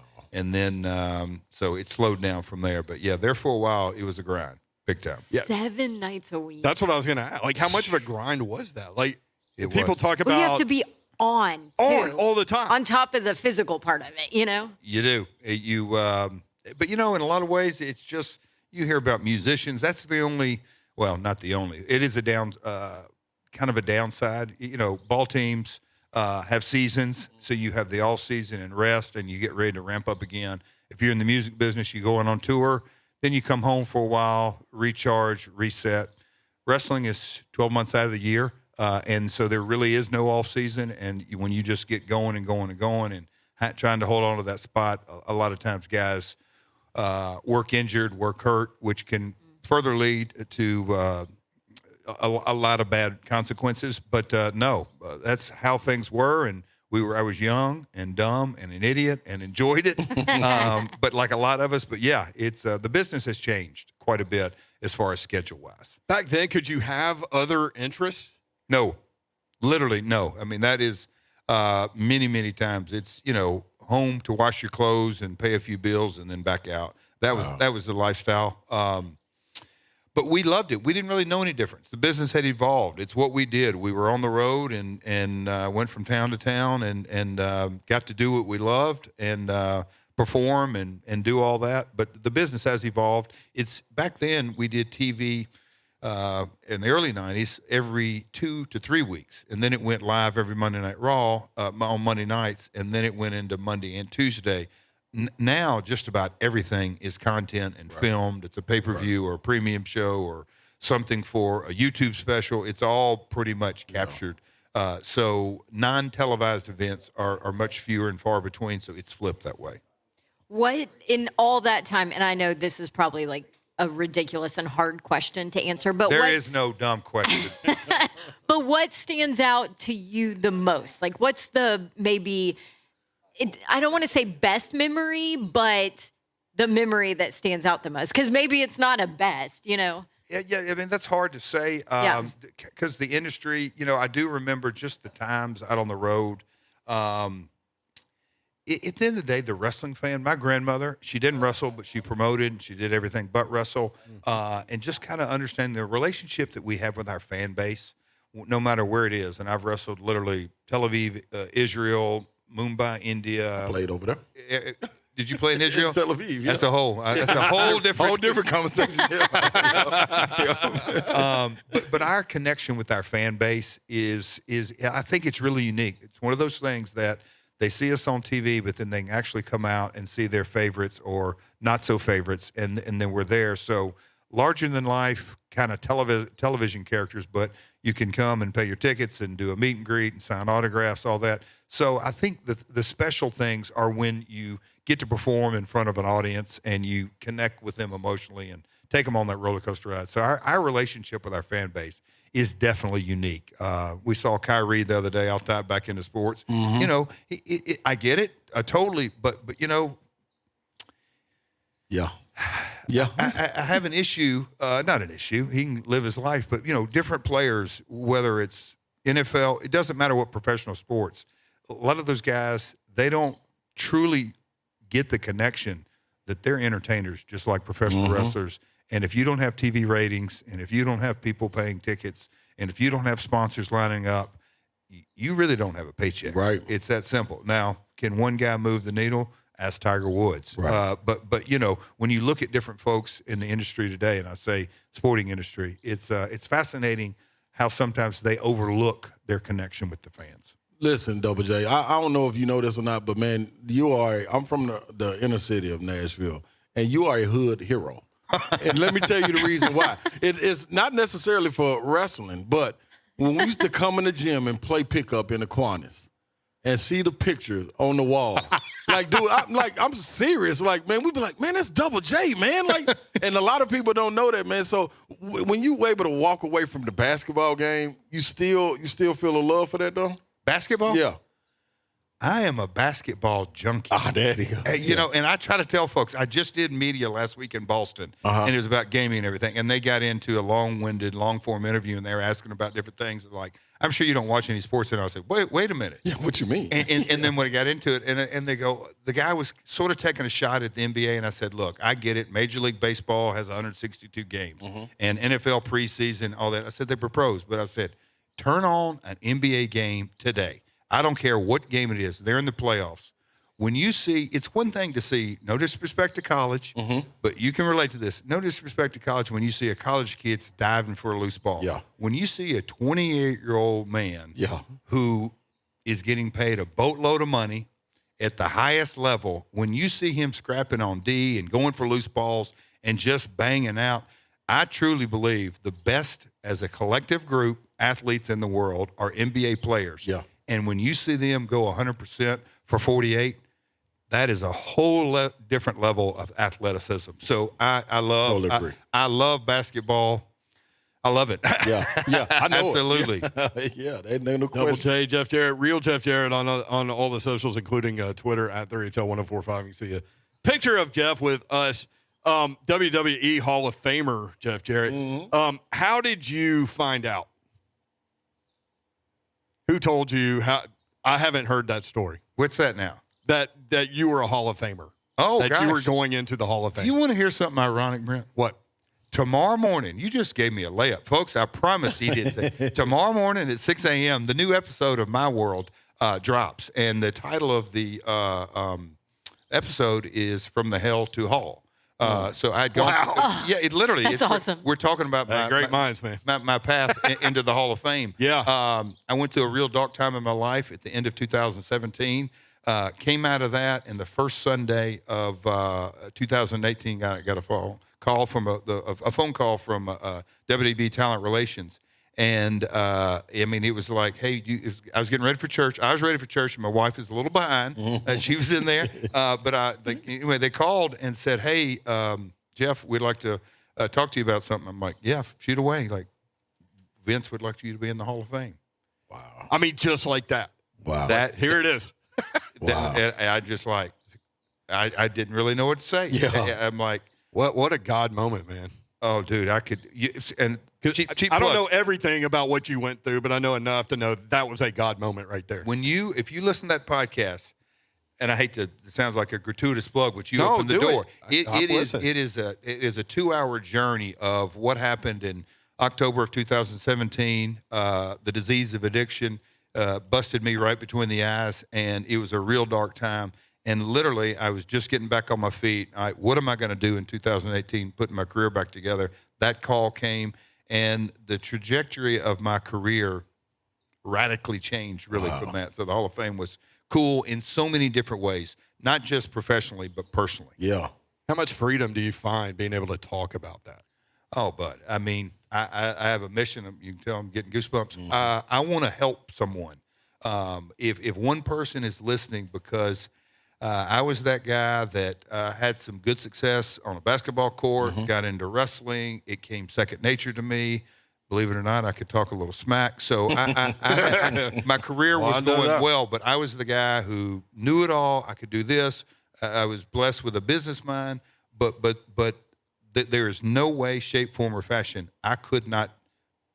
You don't ever beat addiction, but you recover. Right. I could never do it by myself. And the day that somebody reached out to me and said, "Hey, man, you're not the only one," and I could really get deep into that. But I want to be a channel of God's grace, and if I can help one person.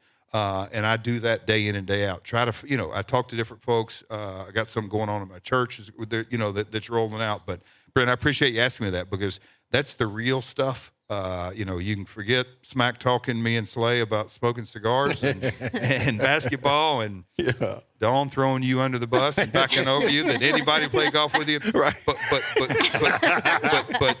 But dealing with addiction is something that's very, very serious and near and dear to my heart. And look, reach out for help. If you think you got a problem, and I say this often, it's between you and yourself. But if you think you might have a problem, I can tell you from experience, you got a problem. Yeah. Reach out for help. Yeah. At Real Jeff Jarrett. That's real on Twitter. So yeah, I can't wait to listen to that, man. So people follow you on Twitter and you'll be shooting out ways to get that. Oh yeah. Anywhere you listen to podcasts, anywhere, it doesn't matter. Apple, Spotify, you name it. Do you like where the sport of wrestling is right now? Tell you what, coming out of the pandemic, nobody would have ever dreamed that WWE would have had the most profitable year ever. It's on a whole different category. We're sports. You guys know how Dawn makes a great living of all kinds of live events. But She needs to be down by the ring. oh man, Boy, that just opened my eyes. You would be. Oh my she'd be God. like Sensational Sherry. Yeah. There you go. Oh. But wrestling, again, going back to it's 52 weeks a year. So we create a lot of live events and content.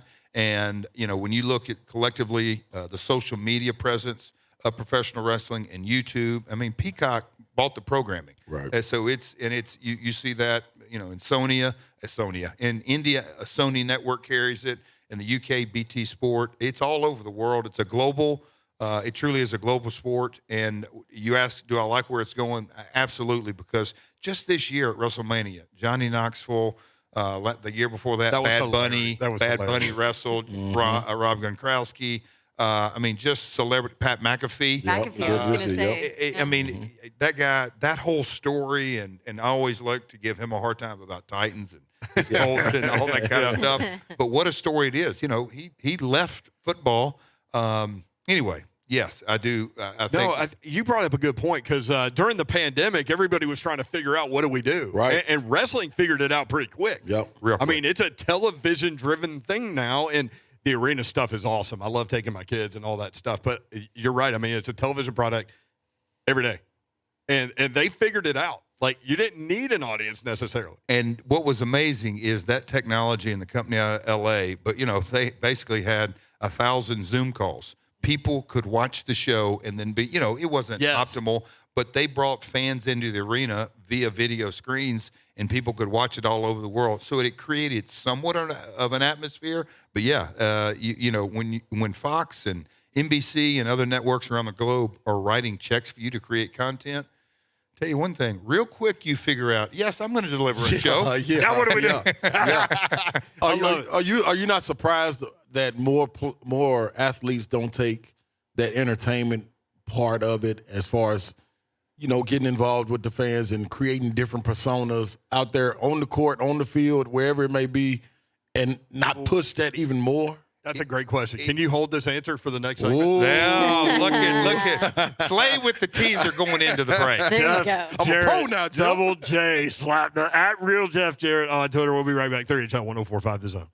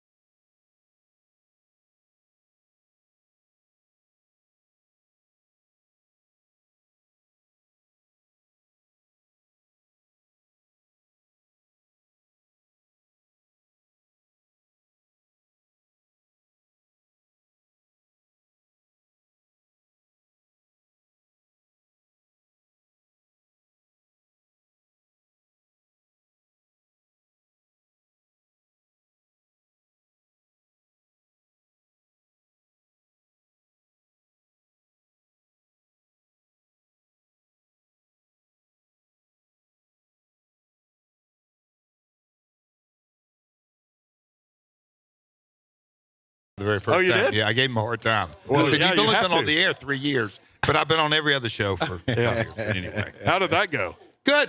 It's good, man. I let him right through it, the young buck. No, kidding. Let him right through it. It was good. We need It's Buck good. Rising in a ring somewhere. That's what we need. Oh, do we? Yeah. We need Slay in a ring. Oh, put me That's in there, who baby. we Let's need in roll, a baby. ring. Let's roll. We need to have celebrity wrestling. Slay in a ring. 104.5 The Zone. Come on, Please. Right there. Come on, Double We J. need to. Where's our Slay- promo guy? Make it happen. Come on, Double J. Yeah, we got it.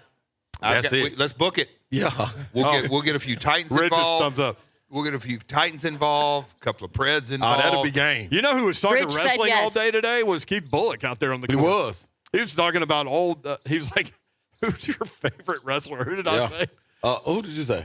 I said Jimmy Fly Snuka. Then he took us down a rabbit hole. Snuka, just off the top of my head. And he goes, he was good until he murdered his wife. I don't know. I was like, Brent, oh, I now, don't- Brent. I don't know. It was his girlfriend. It's Come on. when it's white. That's not nice. That's not nice. Oh, see. Slay had a great question before the break about players and athletes and other sports taking ownership like wrestlers do of their persona and marketing themselves in that way, right? Yeah, without question. Because I know I did it in basketball. Would love to do it in football. Well, could you imagine now with social media and you're playing ball? Exactly. Like when I used to come out for the player's entrance, I used to do a slow walk. You know, I put the towel over my head. I wanted to do the AAA spit the water, but they were like, you can't really do that. I love it. So I was like, I love it. I was like, okay, I ain't gonna do that then, but I'll find another way. So I did the Undertaker real slow walk and come out, and that was my thing. And I thought, man, everybody should do this. Like, why not own waiting it? on a gong, the music. That's it. Yeah. Oh, that would have been game.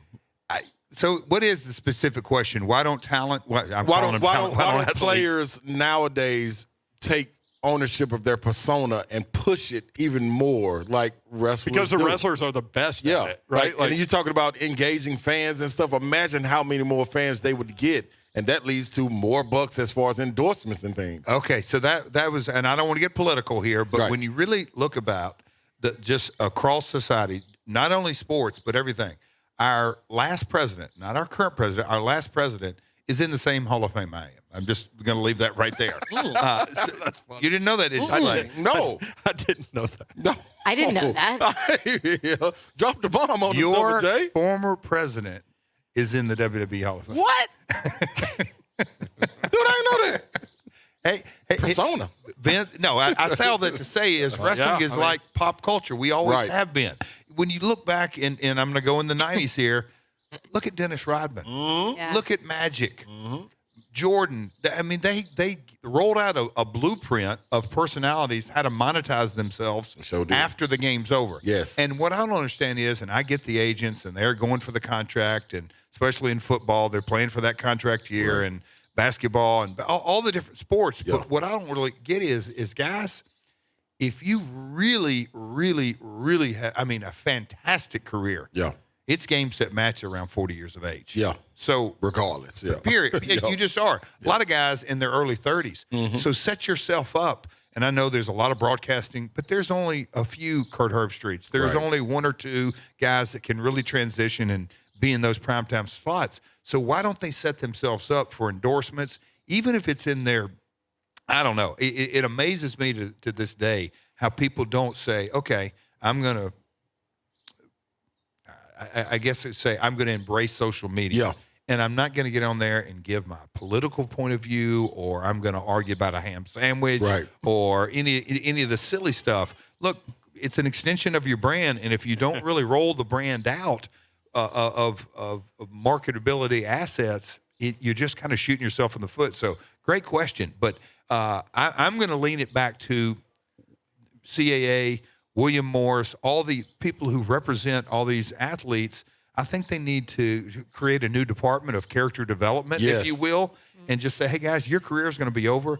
What I'd like to do is figure out, you're going to get into TV shows, you're going to get into commercials, endorsements, sponsors, all that. But, yeah. And some do, but not to the – like, we will hit a point where they'll all do that. But we're not there yet because I think – you can make money off tweeting. Yes. I think those guys are scared of the cancel culture, and they're terrified to say the wrong thing, or you know what I mean? Like, well, then don't say anything silly. Yeah. There you go. And this is my thought of it.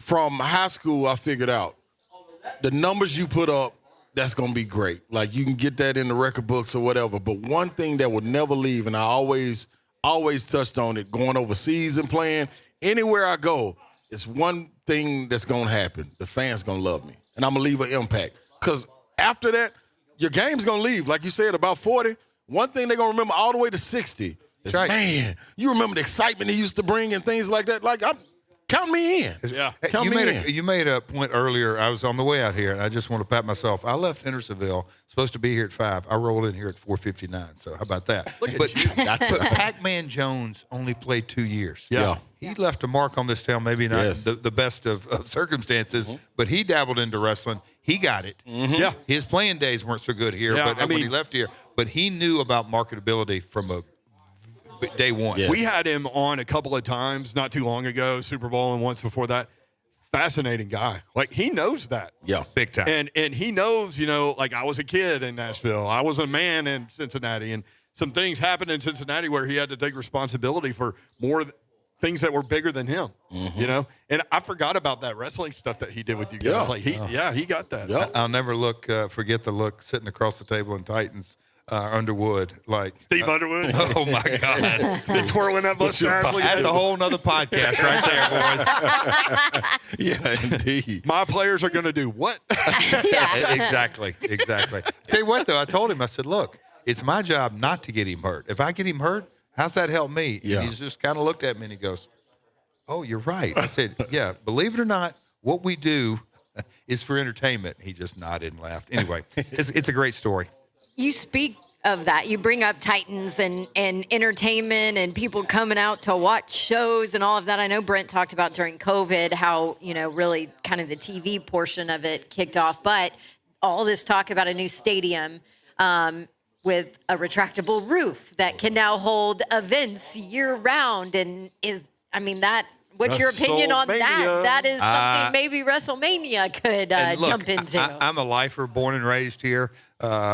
Went to school here my whole life, literally born and raised here.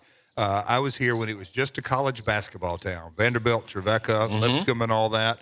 And then we got the Titans and the Preds and rolled along, and then that thing called the Stanley Cup Playoffs. Yep. And we showed the world what we could do with watch parties, and then the draft.